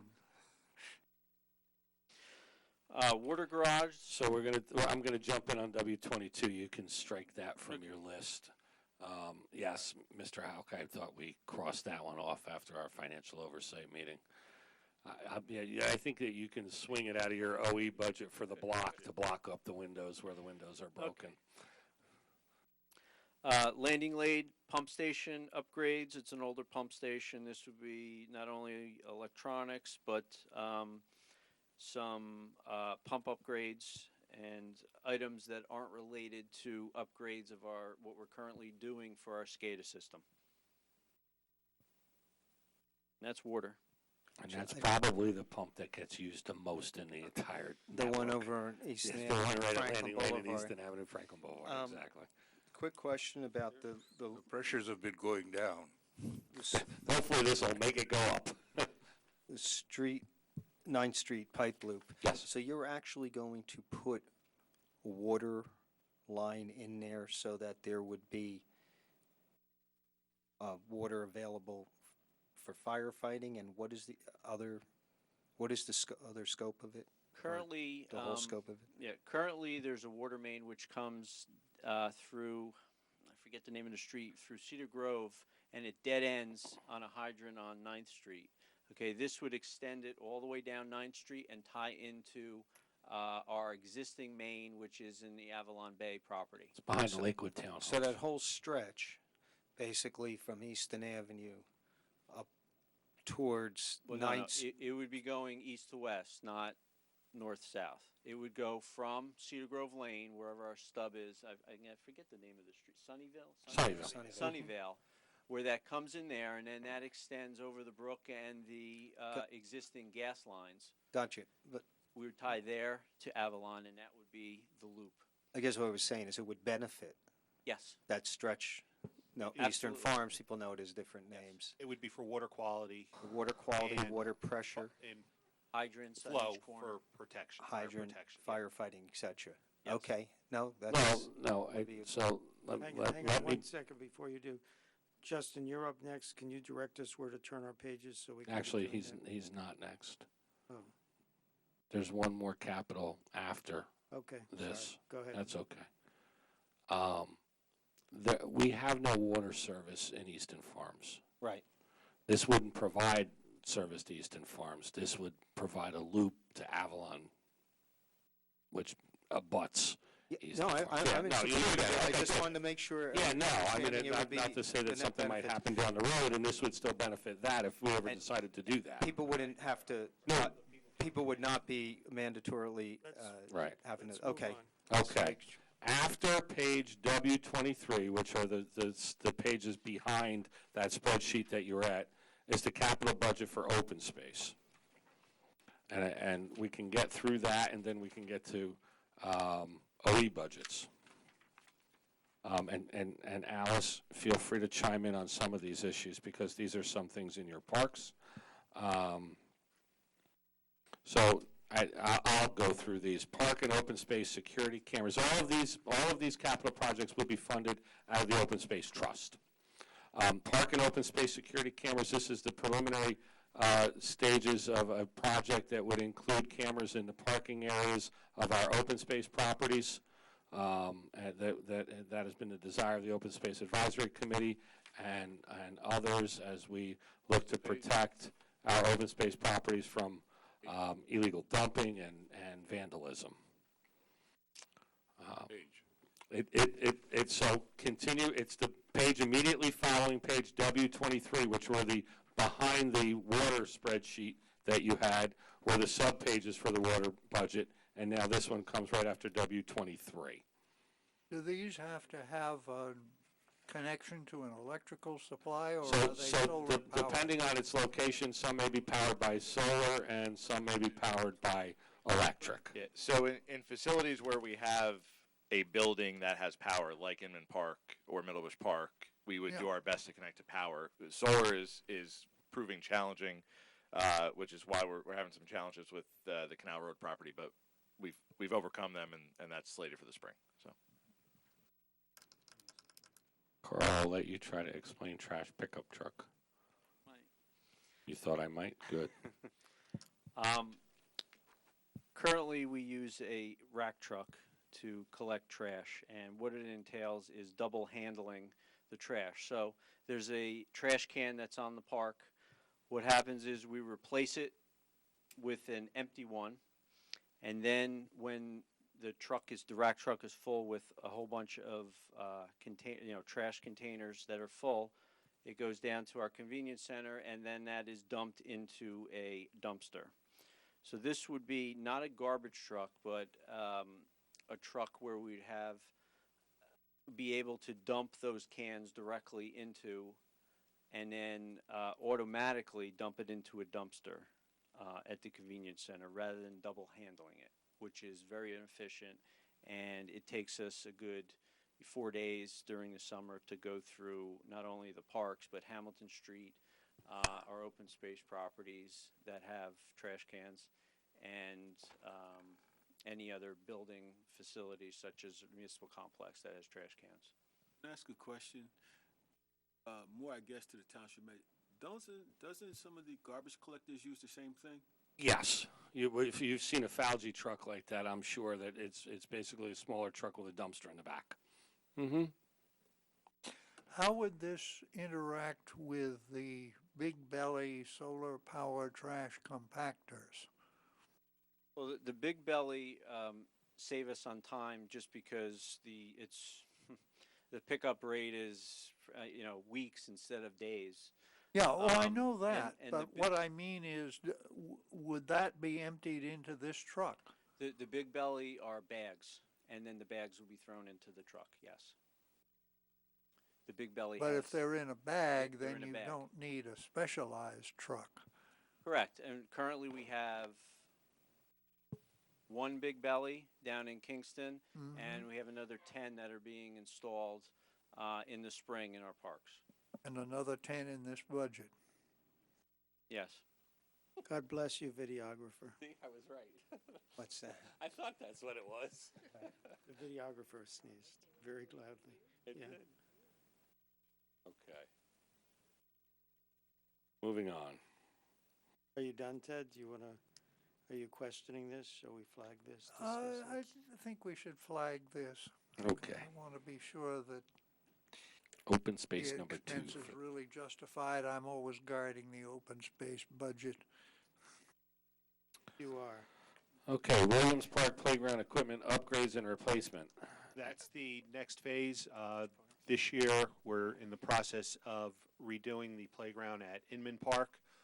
This would do the same thing at Naaman Williams Park, and what it is replacing the outdated play equipment that's there with new playground equipment that is ADA accessible, and also has a play surface that's ADA compatible. And it also was inspected. We had a service that we contracted with to come in and do an inspection on all of our playground equipment, and it was flagged for replacement because it Now, I noticed that in the budget book, there were 2 pages, 35 and 36, that seemed to describe the same project, one from Alice and one from engineering. That would be correct. Do they describe the same project? 100% the same project. Yeah, good. Kingston School Path. Good. No, I say Kingston School Path is just what it sounds. At the open green area, there has been a desire among people in the Kingston area, as well as now the new occupants of the school to have a walking path around the perimeter of the open green area. And so that's what this is for. Middle Bush Park Natural Play Area. That's you. That is a natural play area that Fran Varicali and myself will design and be constructed by the Public Works Department. Some of the concepts that would go in there are a butterfly garden, like some kind of water feature where you're interacting with nature in the park. And it's kind of getting the park from being a sports complex into an overall playground, overall park. What's the name of the park? I'm sorry. Middle Bush Park. Oh, okay. You've heard of Middle Bush Park. And I know there is a water feature there, maybe not in midsummer, but through much of Correct. the year. We have a lot to discuss. 10 We big cannot belly go trash through enclosures. Each thing. Go. Everyone knows what they are? And we've had discussions about this. This is solar-powered trash compacting garbage cans that compact to 8 times the normal capacity of a garbage can, and it notifies Public Works when they're full to come pick them up. We've had great success down in Kingston with it, and we're going to expand that into some of our other parks to try to cut down on the labor costs involved in emptying them out, also making them much more efficient from the compacting point of view. So, Mayor, I do have a question on this. Yes, sir. So, will this help in them being aware so they're not overflowing? Well, they won't overflow because when they're told that, it actually sends an email to, Carl knows, there's no getting around this one. It sends an email and says, come empty me, so I'm full. So how many will this get? 10? 10. So what do we have to do to get one of these in Castleton Park? Well, I approve this budget. Well, I asked that because I don't know if these 10 have been earmarked, and I'm sure There's nothing been earmarked. We're going to put them where we accumulate the most trash. Okay, well, There you go. So approve it. Honestly, that's one of the parks that accumulates the most trash. so then yeah. that's what I wanted to hear. I mean, we're looking at Williams Park, Inman Park, and Castleton Park are probably the ones that generate the most garbage that we have right now. So one of the ones on order will go to Castleton. Yes. You mean? So there you have it. We won't even be waiting for this budget. The next time you get one of those emails, just forward it to me. I'd like to see them. Okay. Every day. Moving on. Okay. Status report on it. And when the system is what they call red, it goes green, yellow, red, yellow being the warning, it actually locks out for any future trash because the system locks itself. So Makes you throw it on the ground. All right. Let's we move get on. there. We get there before. Right. Next. Okay. 3 Bobcat lawnmowers. I think that's self-explanatory. The grass in all of our parks needs to get cut. This is to replace or to expand? Replace to expand one with our additional summer program that we have with open space. We went from 3 to 4 employees. Okay. Miscellaneous improvements in ADA access per action plan. As we said earlier, there's an action plan that was done for all of our parks, and this is a continuation of that project. Soccer goal replacement at Middle Bush Park. That's actually to replace 2 soccer goals that were moved from Middle Bush Park to Dunham and Levitt Park to replace 2 soccer goals that were in great need of replacement. End of life. I'm going to turn over miscellaneous park repairs and sign amenities. That's too broad for me, so I'll have to talk to someone who actually knows what that is. Alice? That's giving resources to Carl to replace park benches, picnic tables, water fountains, miscellaneous items like that in the park that need upgrades and replacement throughout the year. Okay. 16-foot landscape trailer seems pretty self-explanatory. My guess is that 16-foot landscape trailer will be used to transport those 3 Bobcat lawnmowers. Good guess? Correct. I had a feeling. Bleacher replacement, both at Williams and at the Little League fields. This was also discussed at a number of different committee meetings for bleachers to be replaced at the Little League fields that are no longer ADA compliant, and I would assume that that's probably the same case for the ones in Williams.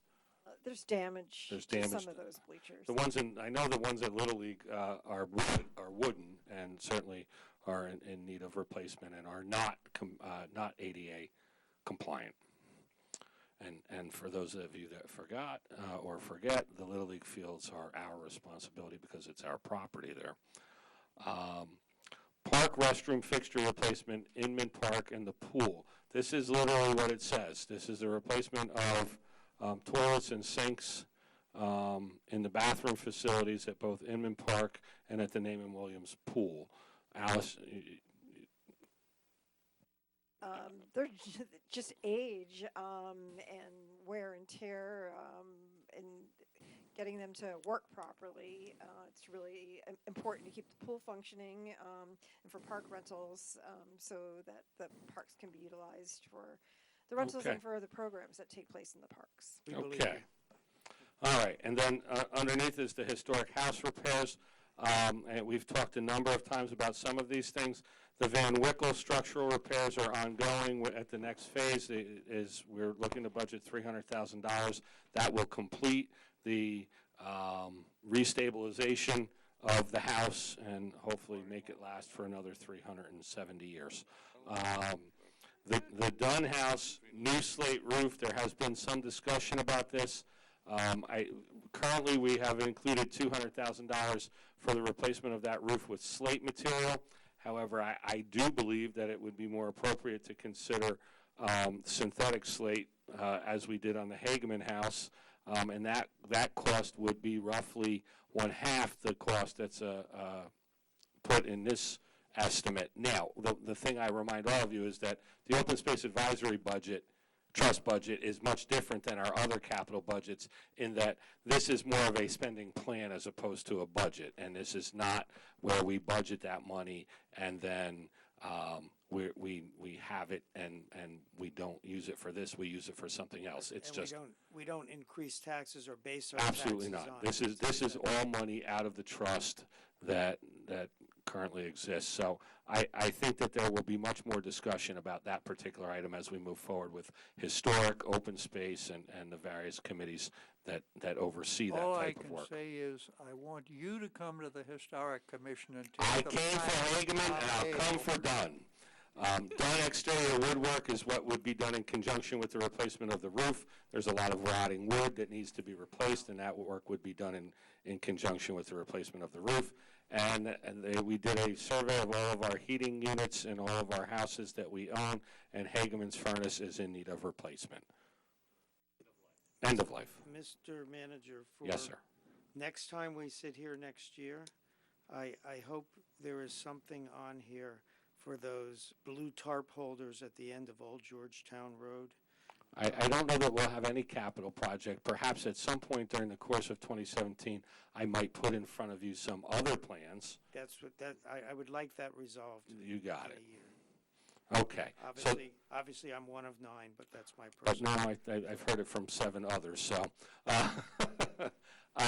that completes all of the capital budget requests for this year. What I'll now ask is if there's no other questions about capital budget, we can move to we'll deal with the IT budget next, which is under the IT tab. And then that means that our IT director can leave. Anyone want to give me a hint here? Information technology, right after finance and before tax collector.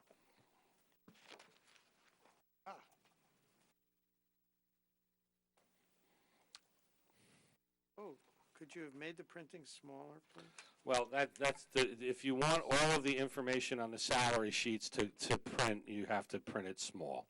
But we're moving to the OE budget, and the OE budget is the second page. And Justin, it's all yours.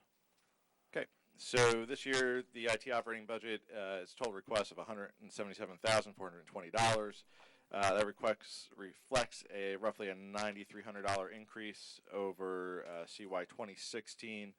Most of the increases are attributed to either new software packages and the maintenance that we have to pay on those, or increases in different maintenance lines. As council probably remembers, I typically do multi-year maintenance contracts if it saves us money over doing annual contracts, so sometimes we see spikes in the IT budget as a result of that. Much of this is attributed to those types of operations and also primarily software contracts, and as council remembers, With the exception of police and water, all software contracts are now within the IT budget, so that's where that is. Does anyone have any questions? Okay. Thank you, Justin. Next, I'd like Thank to do Alice Sipowicz, the Director of Recreation. This will be on the OE budget for recreation. Would you like to assume Justin's chair there, Alice? Thank you, Justin, for dressing. You clean up well.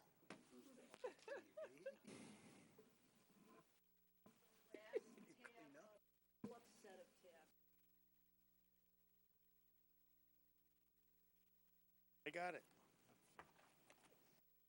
Oh, there it is. I just found it.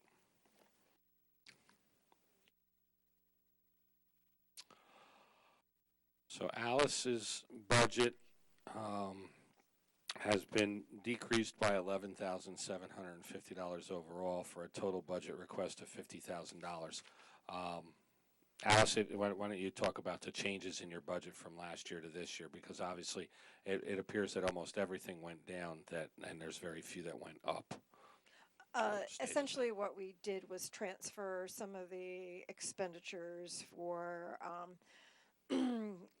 our staff that we have on an annual basis for the drug testing and background checks to the trust. So that's where the significant savings is.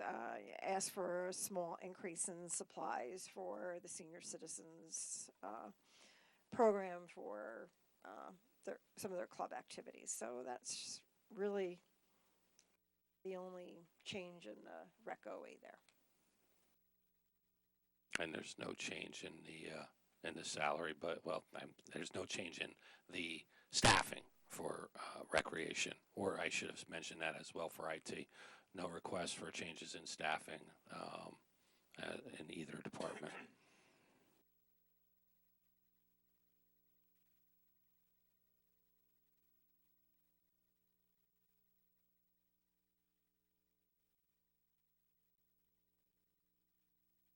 A little better. Okay. And that's why you have reading glasses, Mr. Mayor, like I'm wearing. Yeah, and I have to buy new ones every couple of months. Okay. Are there any questions about Alice's budget? I think that she's done a very nice job in keeping the expenses to our regular appropriations, and we've moved quite a bit, as we've discussed over the last couple of years, into the trust fund allocations, and that's what Alice was talking about with the drug testing and background investigations on employees. All of those are program-related positions for seasonals, and it's an appropriate charge to the trust. Excellent job. Okay. Thank Great. you, Alice. Thank you, Alice. As always, Alice. Always does a good job. Okay. I know we have so now we have Tom and Carl with quite a number of different ones. But before we get into the public works and water and utility open space, which is also generally trust, open space trust, yeah, the OE. Gotcha. See where it says trusts, last thing? Okay. So if you go to that, portrait style, is the Open Space Trust Fund. Fran Varicali, our land management consultant, offered her apologies. She had a family emergency tonight. She was planning on being here with us tonight to present the open space regular budget and the open space capital budgets. I told her that I felt that at this point, Tom and I were more than capable of handling this and that she should address her family issue. And so the budget itself for open space is at a number actually decreased by $475,000 overall for the estimated budget out of the Open Space Trust for operating. A great deal of that money, of that 1.595 million, is monies that council several years ago made the decision to move our park maintenance operation to include $300,000 of blanket salary plus 2 full-time positions in the Parks Department out of the Open Space Trust for maintenance of all of our parks. and that has not been increased, other than the fact that those 2 employees that were hired, what now is 2 years ago, obviously got a little bit of a raise per their contract. So the budget has increased slightly for that. So there are 2 full-time positions included in this overall budget, plus $300,000 of open space funds to offset the cost of our 10 parks maintenance workers who are not covered fully by this budget. And then, from where it says subtotal salaries below that yellow line, from 021 through really 069. Those are the fees that fund our parks maintenance and all of our open space operations. And those numbers have remained fairly static since last year. So it's the professional and consulting services that both pays Fran and pays appraisers? It does. It pays any type of, exactly. It pays any type of consulting appraisers. It also pays for environmental on any acquisitions where we have to hire an environmental consulting firm to do phase 1 environmentals prior to purchase. That's the line that those charges would come from. Now, question, we've been talking about going ahead with a farmer's market. Yes. And this would involve having part-time manager. It would. And where will that be funded? So without having had the opportunity to have any discussion with anyone after I received your email, I can't give you a definitive answer because that would be unfair to your counterparts up there. But my belief is that the appropriate place that a farmer's market manager would be paid from is the Open Space Trust as part of their involvement with the agricultural pursuits here, with the Agricultural Advisory Committee and farmland preservation and everything else that goes with it. I received an email today that puts the cost estimate somewhere around $7,500 for the season for someone to manage that farmer's market, both by the planning of the market itself as well as the staffing of the market on the Saturdays that it's run. My guess is, knowing this budget the way I know this budget, it will be able to absorb that $7,500 without any additional appropriations. Okay, it's got to be justified, that's all. Absolutely.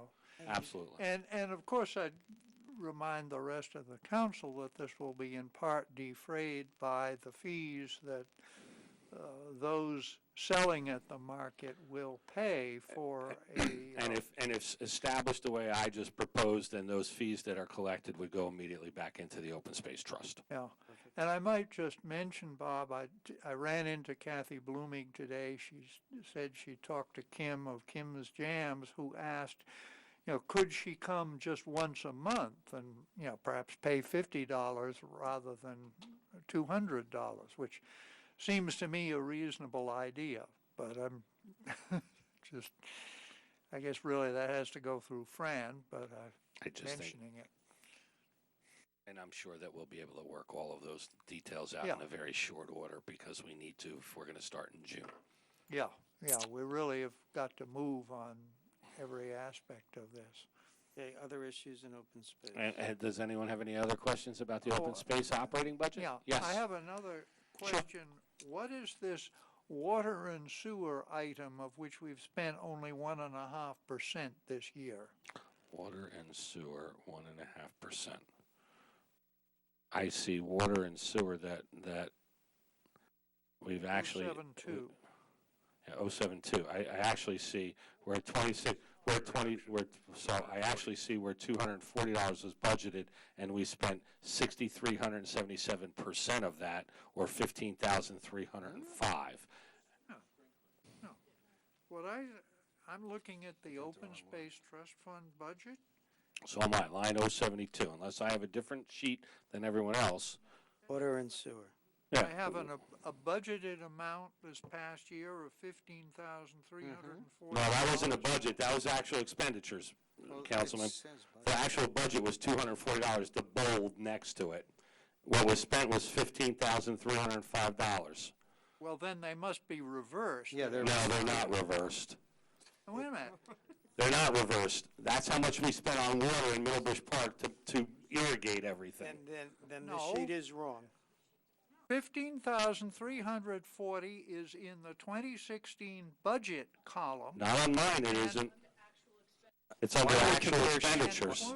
Why don't we compare sheets, because I think we have different No, sheets. I'm saying, I don't have that. Here, look. Our books have it different. I'm not arguing that you're not right. I'm just saying that's not what mine says. Well, then what I have in the book is wrong. Well, that's why I asked Yeah, about it. they are, so look here.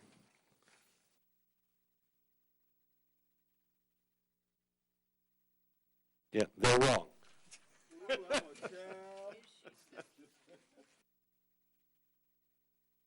They put it just to see if Ted would catch it. You ran off new sheets while I was asking you questions? Good catch, Ted. And she highlighted them. You should have had Bob in on it.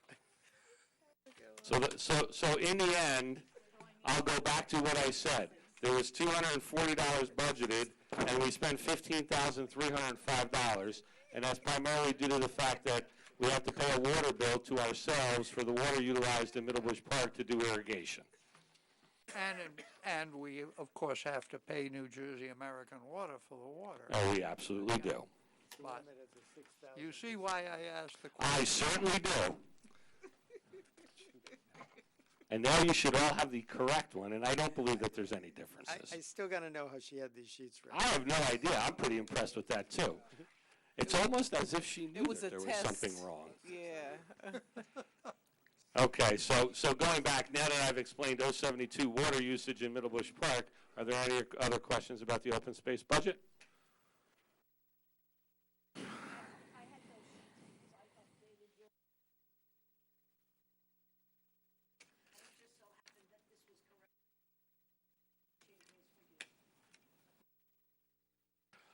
Okay, good. All right, the next one I'd like to do, since I believe after financial oversight's lengthy discussion about this budget, that the engineering budget should be very, very quick. Hope so. Engineering budget. Go, Tom. It's in the second set of tabs between legal and economic development. It's the second to last.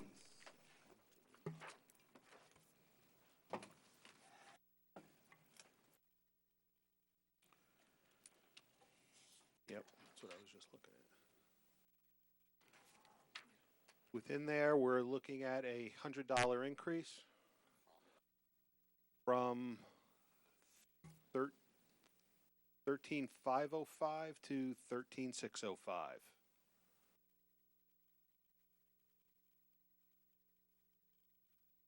Anything that's, go ahead, Mr. Mayor, I'm ready. I'm like, why are we pausing? Well, we're only pausing. Okay, good. All right. So this is obviously not much to discuss.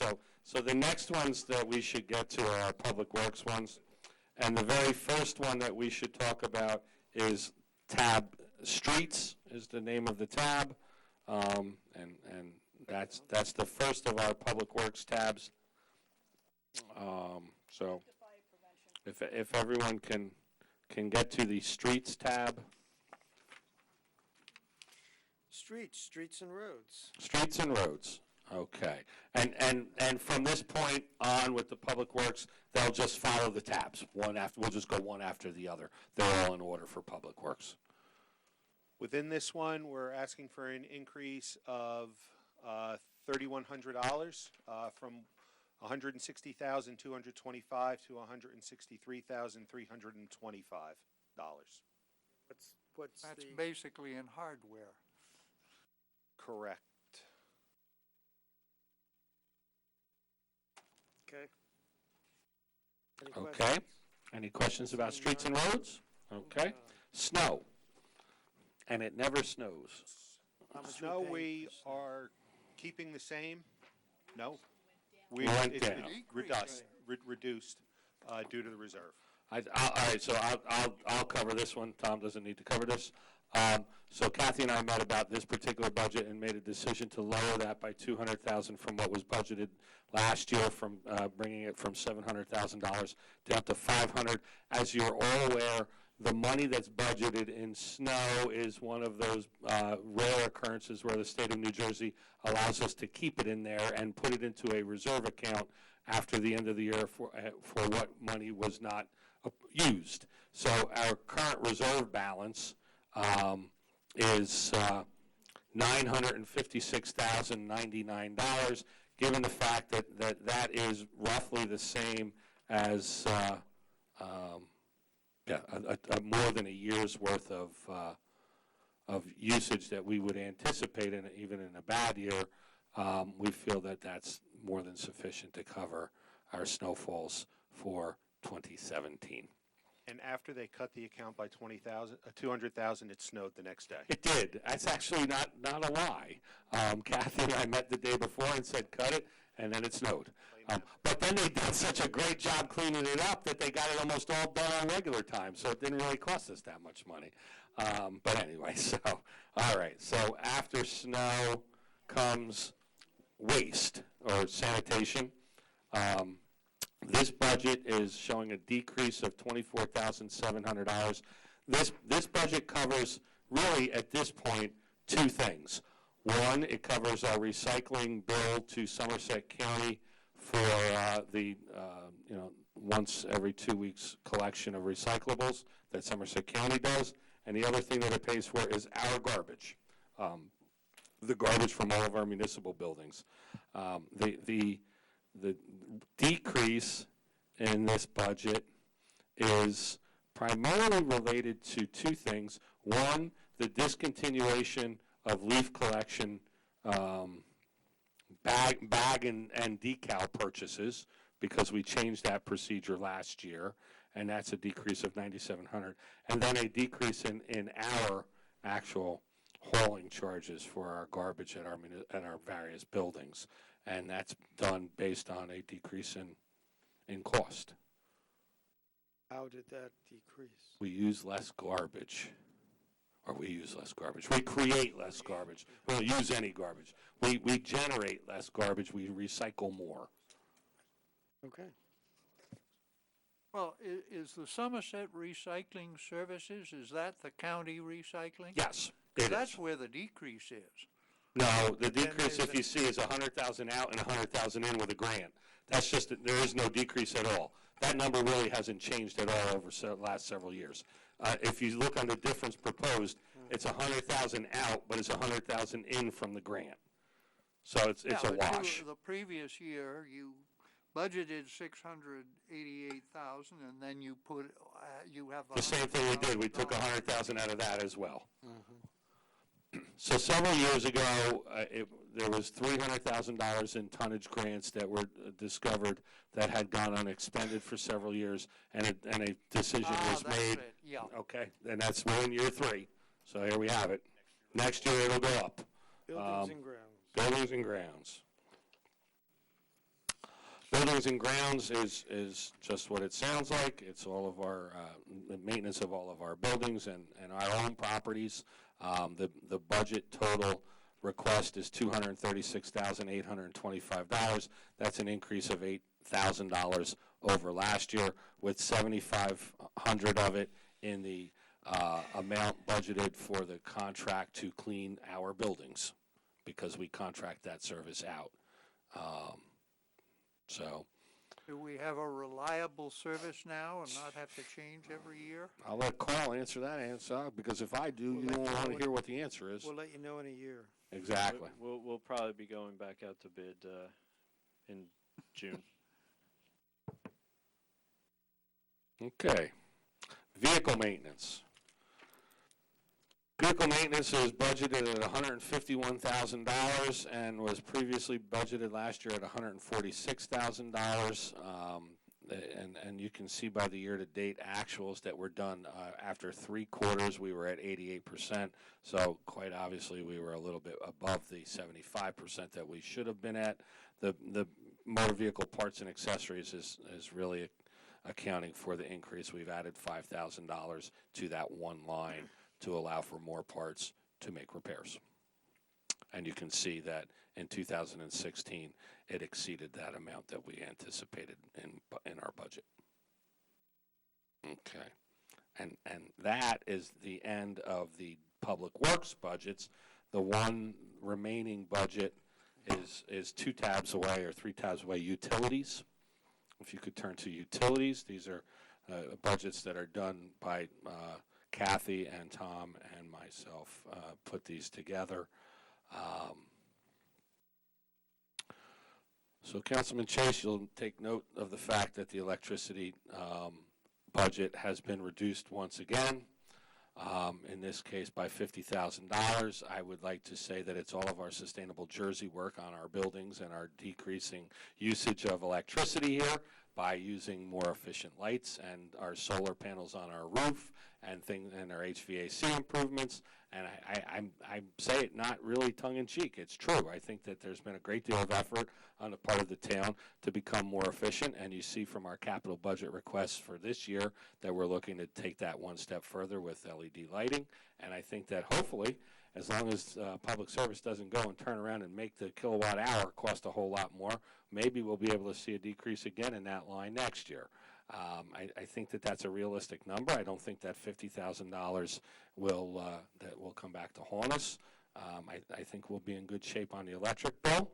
And the telephone bill, Justin has left, but Justin oversees our telephone system. As you know, we're on a voice over internet telephone system, and our phone bills are anticipated to be within that $200,000 budget for 2017, much like they were really in 2016. Which are down $25,000. Which are, yes. As long as you don't have to respond to too many calls from the mayor. He calls my cell phone, so we need to go to the cell phone line on that one. It's the calls to our township attorney that cost you. Well, they cost you double time, not only for charge, but for charge. So that is, I think, the budgets that I had intended to get through. Oh, I'm sorry, I take that back. We have one more, and that's the water tab.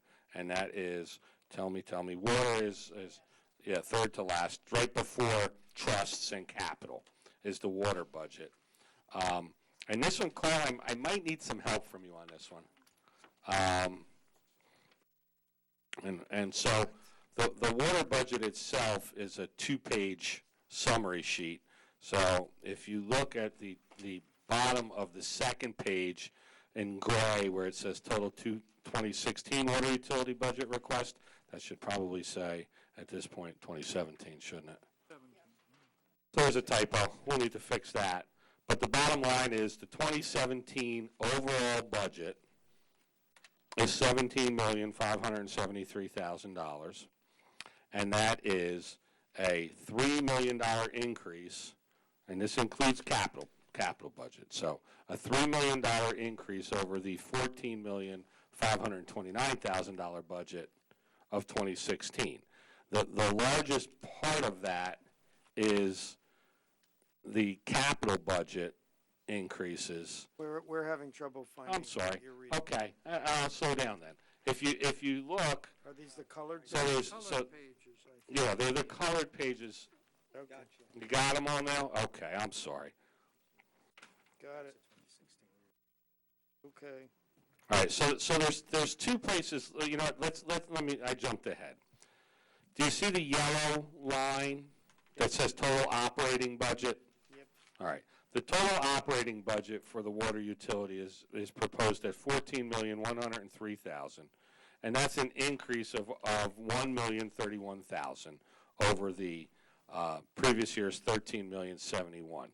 If you look up and go up, there's the biggest increase is water, is our purchase of water, which is near the top. It's line 072. We should all know that 072 now means water, as we learned from the open space budget.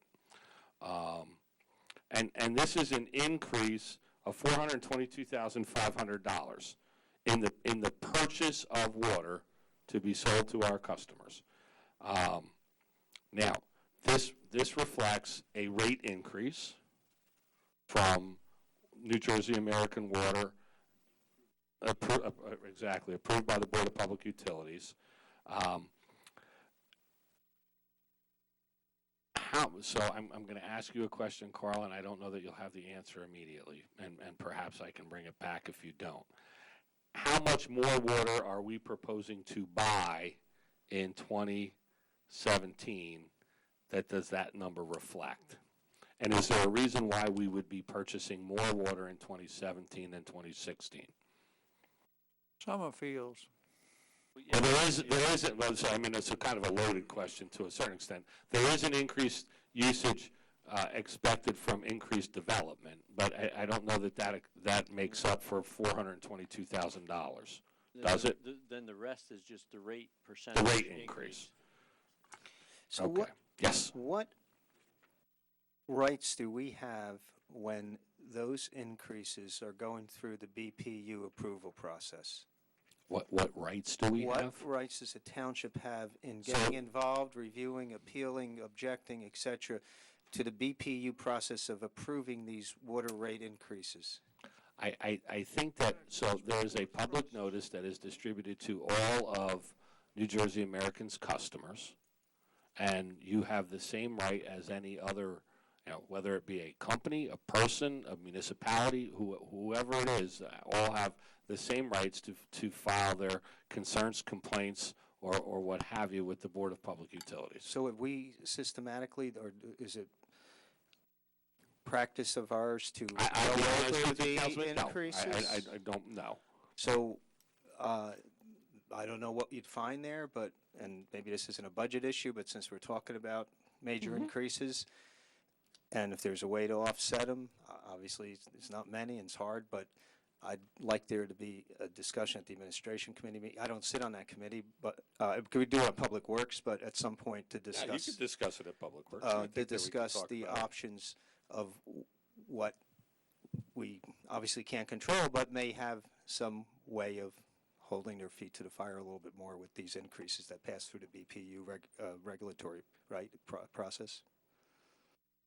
Okay, we'll take it up in Public Works. Whatever happened to that ordinance whereby we would increase our rates exactly as New Jersey American Water We increased just their discussed it, charges to us? discussed it at the last Public Works meeting, and it will go to Finance Oversight once we're done with the budget process. Good. Good. So, So, are we I gonna- mean, an answer to, then to Councilman Vasanella is that we should be able to increase what we charge for the water exactly, by the same percentage that New Jersey American Water increases to us. Because we don't get home, we, the township, don't get home entirely free, because there's the water the township uses, and there's the water that leaks, which we've been cutting down on greatly. Okay. And as I recall, the increases, when they happen at New Jersey American Water, they're of the order of 0.7%. They're not high. But it's just when you look at the overall number, it doesn't take long before you get to that 422,000 number. True. It's because it's a big number that the Yeah, rate when you increase is apply it calculated to on. $7 million, that's a Exactly. significant increase, but Okay, keep going. 60 to 70% of our water is purchased from New Jersey American. All right, keep going. There's also 190,000 in medical There sure insurance. is. I guess that's pretty self-explanatory. That's pretty self-explanatory, and there's money. Capital outlay, 230,000. That's part of the capital budget. That's basically the quote-unquote. Right. You know, when you look at the overall with the capital requests, understand it, so, and it's slightly deceiving, and it's not intended to be that way, but I mean, I think I can explain it. So the bulk of that department request is bonded capital, not cash capital. So while it might say that the overall budget is 17 million, some of that is as part of debt incurred by the utility. Okay. Okay?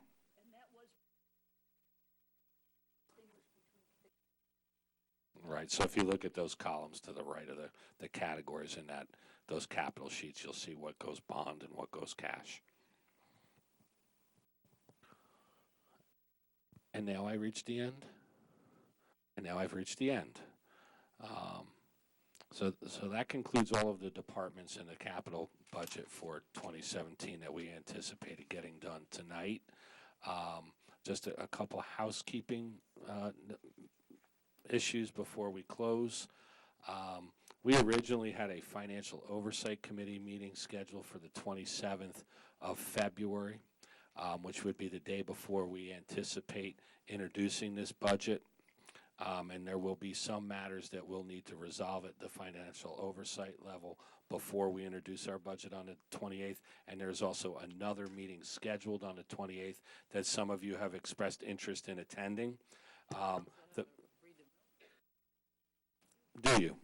Well, the mayor and I had a brief discussion with Mr. Hodgelik earlier tonight and Kathy in my office, and one of the suggestions was we just had a presentation by Todd Poole for the economic development plan, and we do have an economic development meeting on the calendar for the 23rd of February, and 3 of the 4 members of economic development sit on financial oversight. So if there was no objection to bumping the economic development committee meeting at this particular point, we could bump that Thursday economic development meeting and replace it with a financial oversight meeting if those members of both committees have no objection. And 3 of the 4 of you are on both. And Councilwoman Robinson is not here tonight. So really, Councilwoman Sherman, did you have items to discuss at that? A few things, but nothing. But it can wait? Okay. All right, well then, unless there's an objection, I'll have the change in schedule. I'm looking at Councilwoman Francois shaking her head.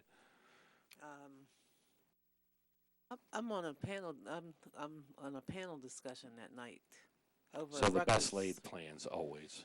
Panel discussion on what? Strategies for activism. Oh, okay. I thought it was a different, I wasn't trying to pry. I was just trying to see if it was a meeting that I was going to. No, Okay. no. I think it's probably in honor of Black History Month. Okay. With Reverend Soaries and a bunch of folks. Okay. So then given that, and certainly, and I don't have a commitment from Councilwoman Robinson at this point, why don't I float a few dates out? I would like to have that financial oversight meeting more than one day before we introduce the budget, because if there are adjustments, that's the meeting that we have to have the document prepared. Can we so do there's it on work. Friday during the day? Or? Well, we can do it Friday during the day. You're good Friday during the day. You're good Friday during the day. You're good Friday during the day. I can't speak for Councilwoman Robinson. But perhaps we can check that tomorrow. We have a council meeting tomorrow night, and perhaps we can talk to her tomorrow and see if we can get that. But that's a good idea too, because if all of us can do it, then we can do it, and Andy can be there, and we can iron out anything that we need to iron out before that upcoming Tuesday. Okay, so there was that. And was there anything else? I don't believe. No, I just wanted to briefly say I had mentioned to some council members that I had been invited to a YMCA regional meeting. That's this Wednesday night in Bridgewater at 6:30. I'll send out an email detailing that. They invited me, but I certainly would be very happy for anyone else to attend with me. Anyone else have anything else pertaining to the budget or quick little announcements like that? Seeing none, do I have a motion to adjourn? So moved. Second. All in favor? Aye. Opposed? Motion carries. We are adjourned. Be well, Franklin.